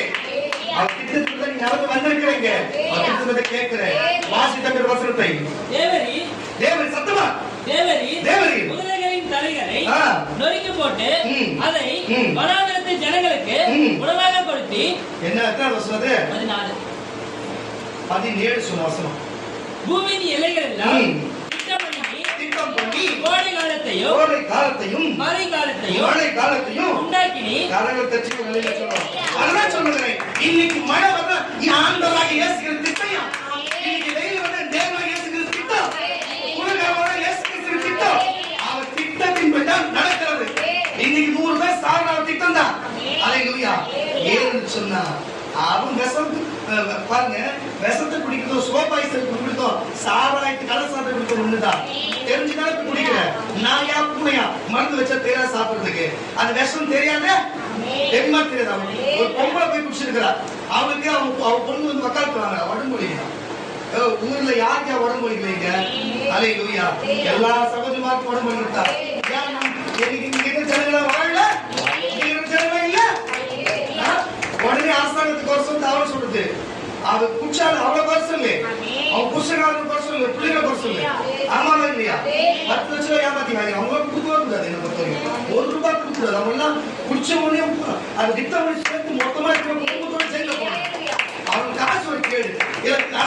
அரசாங்கத்தை ஒரு கேள்விக்குறியா சொல்லுறது. ஆமாவா இல்லையா? இவன் குடிச்சு செத்து போறதுக்கு, கள்ளச்சாலை குடிச்சு செத்து போறதுக்கு எவன் கொடுப்பான்? இதெல்லாம் நியாயமா? இது ஏக வைத்தசனம். யார் எங்க விட்டு வரி பண்ணோம்? இவன் குடிச்சு சாப்பிடணும், இவன் குடிச்சு சாப்பிடணும், கழிக்கிறத போவோம். நாங்க எவன் வரி பண்ணுறோம்? என் ஜனத்துக்கு வரி பண்றோம். என்னப்பா நீ ஒரு அக்கறை ஒரு ஊழியரை பேசுற, ஏன்பா நீங்க அக்கறையோடு நான் சொல்லுவோம், இன்னொரு 10 பேர் குடிப்பா.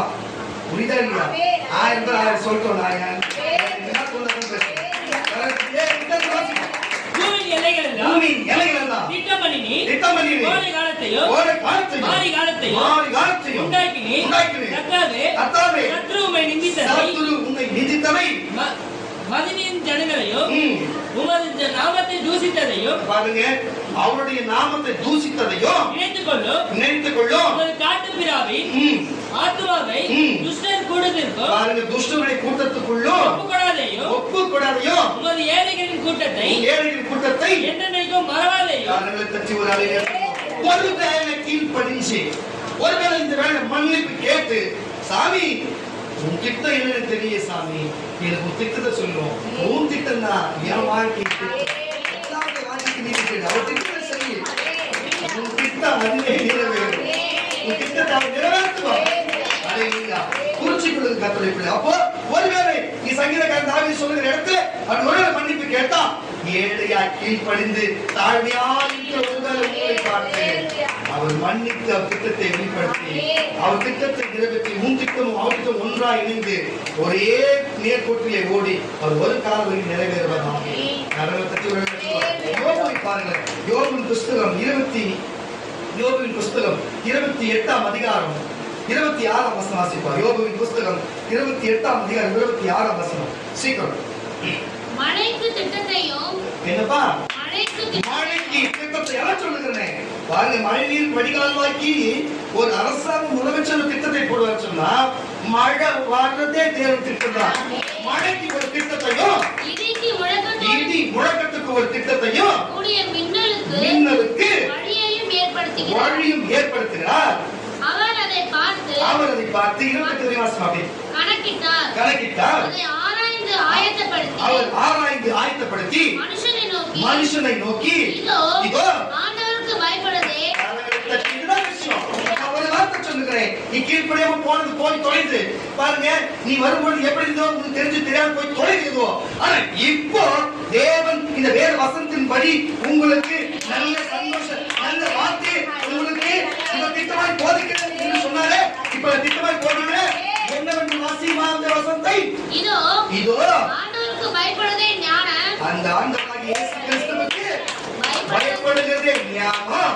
அப்ப நீங்க பயப்படணும். ஒண்ணு. ரெண்டாவது பாயிண்ட், பொல்லாங்கு நீ செய்த தப்பிதங்களை விட்டு விலகுவதை புத்தி. அதுவே இரண்டாவது பாயிண்ட். அதை விட்டு விலகுவதை செய்த பாவம் பாருங்க, போதை பழக்கமோ பாருங்க, கெட்ட பழக்கமோ, கெட்ட அசுத்த பழக்கமோ, கெட்ட வார்த்தை பேச எதுவோ அதை விட்டு விலகுவதே புத்தி என்று சொன்னார். எத்தனை வருஷம் அது? 28. அவ்வளவுதான். அப்ப 2 பாயிண்ட் வருது. ஒன்னு அவருக்கு பயப்படணும், இன்னொன்னு விட்டு விலகணும். நீ எப்படி பயந்தினால் விட்டு விலகிடுவ. நீ தான் ஒளிகாலத்துக்கும் போயிட மாட்ட, தேவ வசனத்துக்கும் போயிட மாட்ட. தேவன் இருக்கிறாரு எங்கேயோ அது போயிட மாட்டேன். அது ஒவ்வொரு இருதயத்திலும் இருக்கு. நான் பெரிய பெரிய சித்தர்களுடைய வாக்களை கவனிச்சிருக்கிறேன். பெரிய 18 சித்தர்களுடைய ஏற்றை படிச்சு பார்த்தா பெரிய பெரிய ஞானிகளும் பெரிய பெரிய யோகிகளும் பெரிய பெரிய பாருங்க ஆட்கள் எல்லாம் சொன்ன தெரியுமா, தேவனை வெளியே தேடாத, தேவனை நம்ம உள்ளே தேட. அதுதான் இயேசு சொன்னார். பாருங்க, எங்கும் தொழுது கொள்ளுகிற காலம் வந்தது, அது இப்பவே வந்ததை சொன்னார். அவர் பொண்ணு வெளியே இருதயத்தை கேட்கிறாரு. அப்ப உன்னை எங்க தேடணும்? இருதயத்துல தேடணும். இருதயத்துல வருவார். அவெல்லாம் அவ்வளோ நாள் தவறு தேடாரு. நீ ஒரு தவறு நானும் தெரியாது, ஒவ்வொரு நானும் தெரியாது. ஆனா உங்க இருதயத்துல வர சொல்றாரு. எவ்வளவு ஈஸியா கஷ்டப்பட்டாம யோகா பண்ணப்போம், கஷ்டப்பட்டு தவறு பண்ண போறவங்க போவாங்க. ஆனா முன்னாள் படிச்சுட்டு தேவன் இருதயத்துல வராங்க ஒன்றும் கேட்க மாட்டாங்க. எவ்வளவு ஈஸியா எப்பவுமே யோசிக்க கிடையாது, மரியாதை கிடையாது. ஆண்டவருக்கு தெரியாது போயிட்டாங்கன்னு தெரியல. சரி போர் விட்டுக்கிறார் போகிறது, காசு கொடுத்து இதை சொல்லிக்கணும். ஆனா இலவசமா கொடுத்தனால அது ஜனங்களுக்கு தெரியல. நமக்குள்ளே தேடணும். அப்போ இருதயத்துல தேவன் இருக்கிறார்னா எங்கும் தொழுது கொள்ளுகிறா நம்மளுதான் இருக்கிறாரு. அல்லேலூயா. அப்போ நீ வெளியில இருக்கிற வெளியில இல்லைன்னு வச்சுக்காத, உங்களுக்குள்ளதான் இருக்கிறாரு. அதனால தேவனுக்கு பயமோ எல்லாம் காத்தி விட்டு விலகணும். புரியுதா? உனக்குள்ள இருக்கணும். நீ தேவன் இருக்கிற அவருக்குள்ள இருக்கிறதுக்கு பயப்படணும். நீ செய்கிற காரியம் விட்டு விலகணும். புரியுதா? கண்ணனை தச்சு இதுதாங்க காரியம். சரி பாருங்க, இவ்வளவு காரியம் பார்த்தோம். இயேசு இந்த பூமியிலே பிறந்தது பிதாவின் திட்டம். இயேசு வளர்ந்தது பிதாவின் திட்டம். இயேசு சிலுவையில் அறையப்பட்டு மரித்தது பிதாவின் திட்டம். 3ஆம் நாள் உயிர்த்தெழுந்து எல்லாத்துக்கும் பாவமன்னிப்பு கொடுத்தது பிதாவின் திட்டம். பிதாவின் வலது பக்கம் வீச்சிருக்கிறது. இதோ நமக்கு ஒரு ஸ்தலத்தை ஆயத்தப்படுத்தி வைக்கிறேன், மறுபடியும் வருகிறேன் சொல்லி போனது பிதாவின் திட்டம். அந்த திட்டம் நிறைவேறினது. அப்போ இயேசு சொன்னபடி பாவ மன்னிப்பு, பரலோகராஜ்ய நித்திய ஜீவன் இயேசுவின் திட்டம். நம் மனம் திரும்புவது இயேசுவின் திட்டம். பிரசங்கத்தை கேட்டு இயேசு வார்த்தை நடப்பது ஆண்டவராகிய இயேசுவின் திட்டம். அல்லேலூயா. அந்த பிதாவின் திட்டத்தை இயேசு நிறைவேற்றி போன இயேசுவின் திட்டத்தை நம்ம நிறைவேற்ற வேண்டும். நம்ம நிறைவேற்ற கர்த்தருடைய பிள்ளைகளை பாருங்க. இயேசு பிறப்பதை ஒரு ஏரோதை கண்டு சாஸ்திரத்துல கேட்டு அது சரியா கண்டுபிடிக்க முடியாமல் போனதாலே அவர் பிறந்த வயதிலிருந்து 2 வயதுக்கு உட்பட்ட ஆண் பிள்ளைகளை கொல்ல வேண்டும் என்று திட்டம் தீட்டி இயேசுவை கொல்ல வேண்டும் திட்டம் தீட்டினான். ஆனா முடியாமல் போனது.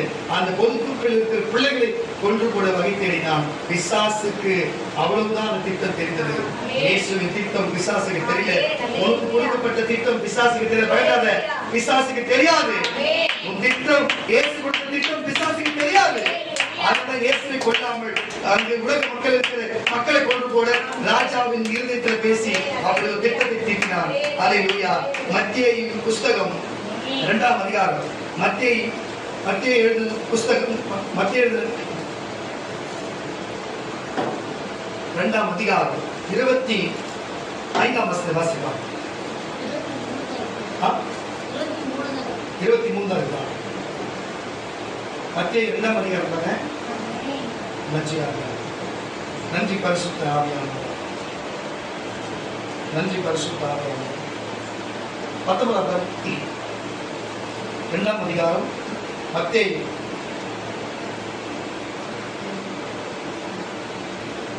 வாசி. அப்பொழுது ஏரோது தன் சாஸ்திரிகளால் எத்தனை வருஷம் அது? 14 வாசி. அப்பொழுது ஏரோது தன் சாஸ்திரிகளை வஞ்சிக்கப்பட்டு மிகுந்த கோபமடைந்து ஆட்களை அனுப்பி சாஸ்திரிகளால் திட்டமிட்டமாய் பாருங்க, சாஸ்திரிகளால் திட்டமிட்டபடியே விசாரித்த காலத்தின்படியே பெத்லகேமிலும் சகல எல்லையிலும் இருக்கிற 2 வயதுக்கு உட்பட்ட எல்லா ஆண் பிள்ளைகளையும் 16வது வசனத்தை வாசிமா. வாசி இருக்கன்னா. அவன் எழுந்து இரவில பிள்ளையையும் அதன் தாயையும் கூட்டிக் கொண்டு எகிப்துக்கு புறப்பட்டு போய் ஏரோதின் மரண பரியந்தம் அங்கே இருந்தான். காரணங்களை தச்சு ஒரு அழகாக அப்படியே 18 வசனம் வாசிமா. எரேமியா தீர்க்கதரிசியினால் உரைக்கப்பட்டது அப்பொழுது நிறைவேறிச்சு. ஏரோது இறந்த பின்பு கர்த்தருடைய தூதன் எகிப்திலே யோசேப்புக்கு சொப்பனத்தில் காணப்பட்டு போதும் காரணத்துக்கு ஒரு சொல்லுவோம்.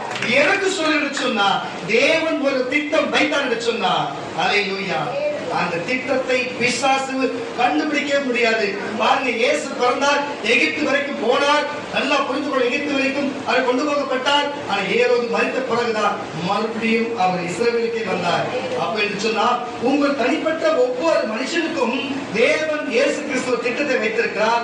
அந்த திட்டம் பிசாசுக்கு தெரியாது. அவன் என்ன செய்வான் என்று சொன்னா அவன் பொதுப்படையா எல்லா காரியத்தையும் செய்வான், 10 காரியம் செய்வான். அதுல ஒரு காரியம் மட்டும் ஏதாவது ஒரு காரியத்துக்கு நிறைவேறும் இல்ல தவறாய் போயிடும். அப்போ உங்களுக்கு பயம் கொடுத்து விடும். தயவு செய்து புரிந்து விடுங்க கர்த்தருடைய பிள்ளைகளே. தீர்க்கதரிசி மட்டும்தான் ஒரு காரியத்தை சொல்லி ஒரே காரியம் நிறைவேறும். அது ஜோசிக்காரன் 4 பார்க்கிறோம், 10 காரியம் சொல்லுவான். அது ஒவ்வொரு காரியம் நிறைவேறும், ஒண்ணு மட்டும் நிறைவேறும். புரியுதா? அதனால 10மே ஒரு பின்பத்தை உண்டாக்கும். புரியுதா? தீர்க்கதரிசி ஒண்ணு சொன்னா ஒண்ணுதான், பையன் போறனா பையன் தான், பொண்ணு போறனா பொண்ணு தான். புரியுதா? இது நடக்கணும், புயல் வரலாம் வருந்தா, எல்லாம் வரலாம் வருந்தா, எல்லாம் வரலாம் வருந்தா. அது போல கர்த்தருடைய பிள்ளைகளே, அப்ப பிதாவின் திட்டம் நிறைவேற அப்படி ஒரு காரியம் செய்யணும்னு சொன்னா உன் திட்டம் நிறைவேற இயேசு ஏன் செய்ய மாட்டார்? ஒவ்வொருத்தருக்கும் ஒவ்வொரு திட்டம் இருக்கிறது. ஒவ்வொருத்தரும் ஒவ்வொரு காரியத்துக்கு பிறந்திருக்கிறான், ஒவ்வொரு திட்டத்துக்கு பிறந்திருக்கிறான், ஒவ்வொருத்தரும் ஒவ்வொரு திட்டத்தை நிறைவேற்ற வந்திருக்கிறான். நீ என்ன திட்டத்தை நிறைவேற்ற வந்து ஆராதனை பண்ண வந்தையா, சுவிசேஷம் சொல்ல வந்தையா, மற்றும் தான தர்மம் பண்ண வந்தையா, பாடல் பாட வந்தையா, சபையில பணிவிட வேலை செய்ய வந்தையா, இயேசுவுக்காக மற்றவங்களுக்கு டாக்ஸ் கொடுக்க வந்தையா, சுவிசேஷம் சொல்ல வந்தையா, என்ன காரியத்துக்கு செய்ய வந்தாய், நீ ஜபிக்க வந்தாயா, என்ன காரியத்துக்கு தேவன் எந்த காரியத்துடைய எந்த திட்டத்தை உன்னை வைத்திருக்கிறார்? உன் வாழ்க்கையில் என்ன திட்டம்? திருமணம் செய்து கொண்டு பாடியே போக வேண்டியது திட்டமா? இல்ல என்ன திட்டம்? பெரிய அரசாங்க உத்தியோகம் போறதுக்கு உன் திட்டமா? நான் கேட்கிறேன், இது உங்கள் திட்டம். புரியுதா? தேவன் திட்டத்தை கேட்கல. உனக்கு அரசாங்க உத்தியோகத்துக்கு போக திட்டமா? தேவன் நிறைவேற்றுவார், மாற்றுக்கிறதுல. உனக்கு வீடு வாங்கணுமா, வீடு வாங்க திட்டம் தீட்டிக்கிறியா, உனக்கு கர்த்தர் கொடுப்பார். உனக்கு நல்ல உடை வாங்கணுமா, வாகனம் வாங்கணுமா, என்ன வாங்கணும், உனக்கு என்ன திட்டத்தை வைத்திருக்கிற அந்த திட்டத்தை தேவனிடத்தில் சொல்லி நிறைவேற்றுவார். ஆனால் இதெல்லாம் உன் திட்டம் நிறைவேற்றுவார். அவர் உன் வாழ்க்கை என்ன திட்டம் வைத்திருக்கிறார் அதை தெரிந்துக்கோ. அந்த திட்டத்தின் படி வாழ் என்று தேவன் விரும்புகிறார். என்ன ஒரு திட்டம், எனக்கு 2 சக்கரம் வாங்கணும், 4 சக்கரம் வாங்கணும், வீடு வாங்கணும், நகை வாங்கணும், உன் திட்டம் தான். இந்த உலகத்துல வாழணும் தேவைதான் இல்லைன்னு சொல்ல. சரி, தேவன் திட்டத்தை நிறைவேற்றுவார். அவர் திட்டத்தை யார் நிறைவேற்றுவார்? உன் திட்டத்துக்கு நான் நிறைவேற்றா, உன் திட்டத்தை நான் நிறைவேற்றா? சொல்லு சொல்லு. மஞ்சள் திட்டத்தை வேணா வியூவா திட்டத்தை ஜேம்ஸ் நிறைவேற்ற சொல்லிட்டா சொல்லு. அல்லேலூயா. உன் திட்டத்தை தேவன் நிறைவேற்ற வேண்டும் என்று விரும்பல. எனக்கு வீடு வேணும், எனக்கு வாகனம் வேணும், எனக்கு வேலை வேணும், அது வேணும், இது வேணும் கேட்கறதுல. உன் திட்டத்தை தேவன் நிறைவேற்ற போனா தேவன் திட்டத்தை யார் நிறைவேற்றுவா? எவனவனுக்கு என்ன திட்டத்தை கொடுத்தா அவன் தான் நிறைவேற்றணும். அதுதான் விஷயம். புரிகிறதா?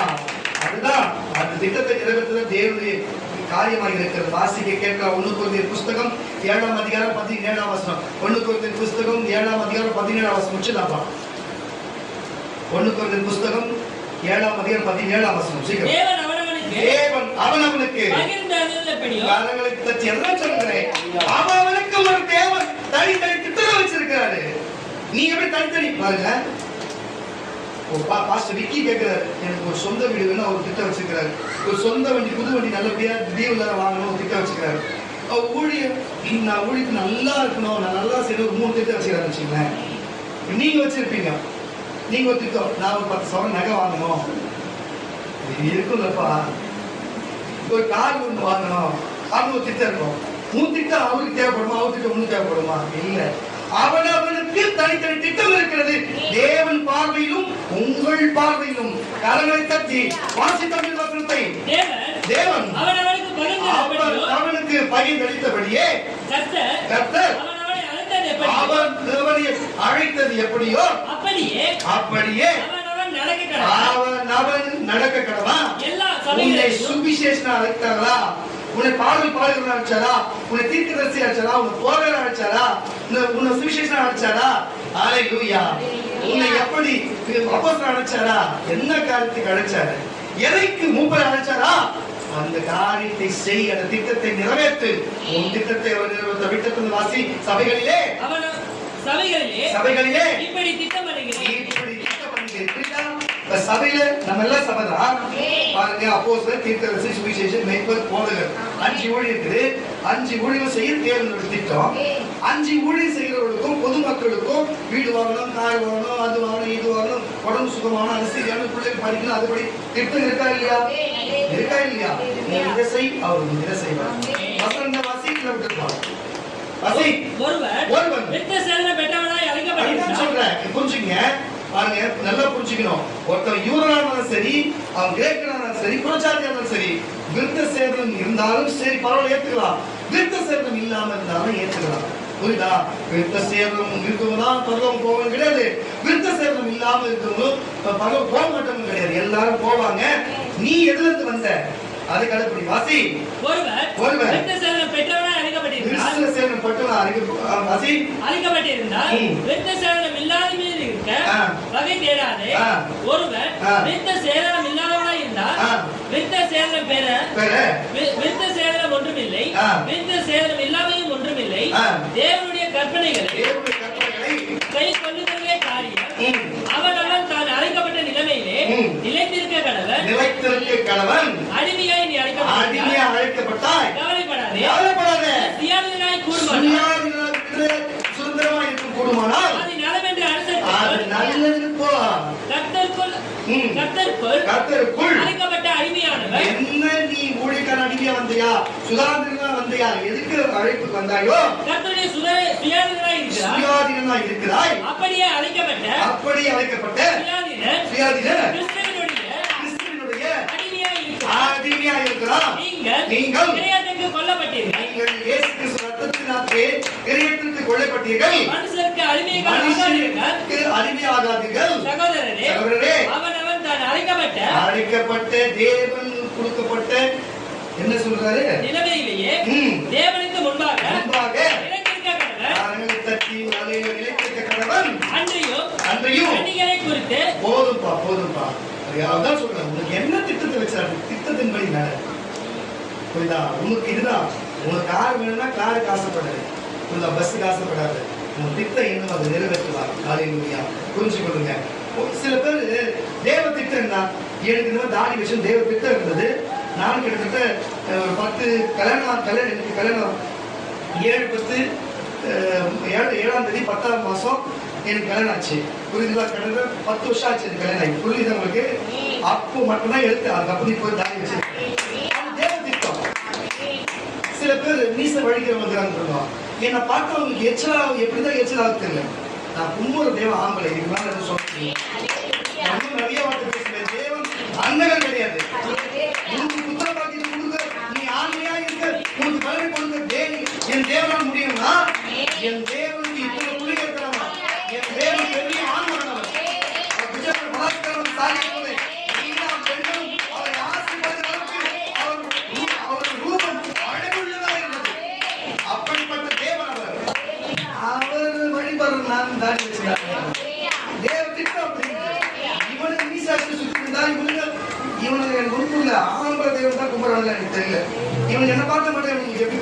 நிறைவேறும். புரியுதா இல்லையா? இன்னும் நான் நிறைய கோபப்பட்டு பேசுவேன். அல்லேலூயா. என் திட்டம் என்னவோ அப்படி போகணும். உருவத்தை பார்த்து இடப்படக்கூடாது. புரியுதா? உள்ளத்தை பார்த்து இடப்படணும். அல்லேலூயா. உருவ தோற்றத்தை பார்த்து அவன் எப்படி வேணா இருப்பான். உள்ளத்தை பார்த்து இடப்படணும். அகத்தின் அழகு முகத்தில் தெரியும். காரணம் தட்டி சொல்லுவாங்க. பேசி பழகி பார்க்கணும். அவங்ககிட்ட பார்த்தோன்னு சொல்ல முடியாது. உனக்கு ஞானி கிடையாது. இங்க இருக்கிற மொழிக்காரன் உனக்கு ஞானி கிடையாது. அல்லேலூயா. பார்த்தோன்னே கண்டுபிடிச்சிடறதுக்கு இவன் தீர்க்கதரிசி கிடையாது. அல்லேலூயா. அதனால தயவு செய்து புரிஞ்சுக்கொள்ள கேட்கிற சத்தம் உங்களை கேட்டுக்கொண்டு இருக்கிறது. சொல்ல வேண்டியதை சொல்லி உசாராக்க சொல்லு. எனக்கு கோபப்படுறீங்க, உங்களுக்கு நிலம் அவ்வளவுதான். உங்களுக்கு எச்சரிக்கிறவங்க இந்த சத்தத்தை கேட்டுக்கிற நீ காரணம் தச்சு சொல்லு. அல்லேலூயா. அதுபோல தேவன திட்டம் என்னவோ அந்த திட்டத்தின்படி வாழ தேவன் வைத்திருக்கிறார். அந்த திட்டத்தின்படி உனக்கு திட்டம் என்ன, தேவ திட்டம் என்ன புரிஞ்சுக்கோ. உடைக்காரங்க கேட்டு தெரிஞ்சுக்கோ. புரியுதா? தேவத்தை கேட்டு நீயே தெரிஞ்சுக்கோ. தேவ திட்டம் நான் சொல்லுகிறவங்க மத்தியையும் மாற்றி யோவான் சொல்லப்பட்ட இந்த நற்செய்திகள் நல்ல பிரயோஜனம் உள்ளது. நன்மையான வார்த்தையை கேட்டு படித்து அதுபடி வாழ்ந்து பாவமன்னிப்பு பரவாயில்ல நிச்சயம் பெற்றுக்கொண்டு அவர் பாதத்தில் போய் மோட்சம் அடைகிறது தான் அவர் திட்டமா இருக்கு. நீ மட்டும் இல்ல, அவங்க உறவுகளும் நட்புகளும் போக வேண்டியது அவர் திட்டமா இருக்கிறது. இதுவரை புரிஞ்சு நடந்தது கற்றுக்கொள்ளுங்க. இன்னும் ஒரே ஒரு வசனம் தான் அதை வாசித்து முடிச்சிடலாம். அப்போஸ்தலர் நடவடிக்கை புஸ்தகம் 18ஆம் அதிகாரம். அப்போஸ்தலர் நடவடிக்கை புஸ்தகம் 18ஆம் அதிகாரம் 25ஆம் வசனம். அவன் கர்த்தருடைய மார்க்கத்திலே உபதேசிக்கப்பட்டு யோவான் கொடுத்த ஸ்நானத்தை மாத்திரம் கரங்களை தச்சு ஒரு அழியா பாருங்க. 25 சொன்ன 25 26 அழிவாசம். அவன் கர்த்தருடைய மார்க்கத்திலே உபதேசிக்கப்பட்டு யோவான் கொடுத்த ஸ்நானத்தை மாத்திரம் அறிந்தவனாய் இருந்து ஆதியிலே அனுபவமுள்ளவனாய் கர்த்தருக்கு அடுத்தவைகளை திட்டமாய் போதகம் பண்ணி கொண்டிருந்தவனாய் இந்த வார்த்தை வசனத்தை போதகம் பண்ணி கொண்டிருந்தவனாய் அவன் ஜெப ஆலயத்திலே தைரியமாய் பேசத் தொடங்கின. புரியுதா? பேச தொடங்கின போது அகிலியாவும் பிரகசிக்கலாவும் அவன் பேசுகிறதை கேட்டு அவனை சேர்த்துக் கொண்டு அவனுடைய மார்க்கத்தையே அதிக திட்டமாய் அவனுக்கு விவரித்து காண்பித்தார்கள். தேவன் கொடுத்த மார்க்கத்தின் திட்டம் என்னவென்று எனக்கு தெரியும். அல்லேலூயா. எங்கள் மார்க்கத்தை குறைச்சல் உங்களுக்கு அவசியம் இல்லை. அதனால தயவு செய்து புரிந்து கொண்டு நீங்கள் தேவ திட்டம் என்ன என்பதை புரிந்து கொண்டு நடப்பீர்கள் என்று நான் விரும்புகிறேன். தேவ சித்தம் அவருடைய திட்டம் இந்த நாளிலே உங்களுக்கு சொல்ல வேண்டும். அது நிறைவேறி இருக்கிறது சொல்லி நான் சந்தோஷம் கருத்தை சொல்லுவேன். நான் தேவ திட்டத்தின்படி நடப்பேன், அதன்படி நடந்து கொள்ளுவேன். நான் மன்னிப்பு கேட்டு கீழ்ப்படிந்திருப்பேன். திட்டத்தில் நான் தீர்க்கதரிசனத்தை கேட்டு தெரிந்து கொள்ளுவேன். அவர் திட்டத்தின்படி வாழ்வேன். என் திட்டத்தை நிறைவேற்றுவா எனக்கு நம்பிக்கை இருக்கு என்று சொல்லுகிற மட்டும் முழங்கால் படிக்கும். மற்றவர்கள் இருந்திருக்கலாம், விசுவாசம் மட்டும் முழங்கால் படிக்கும்.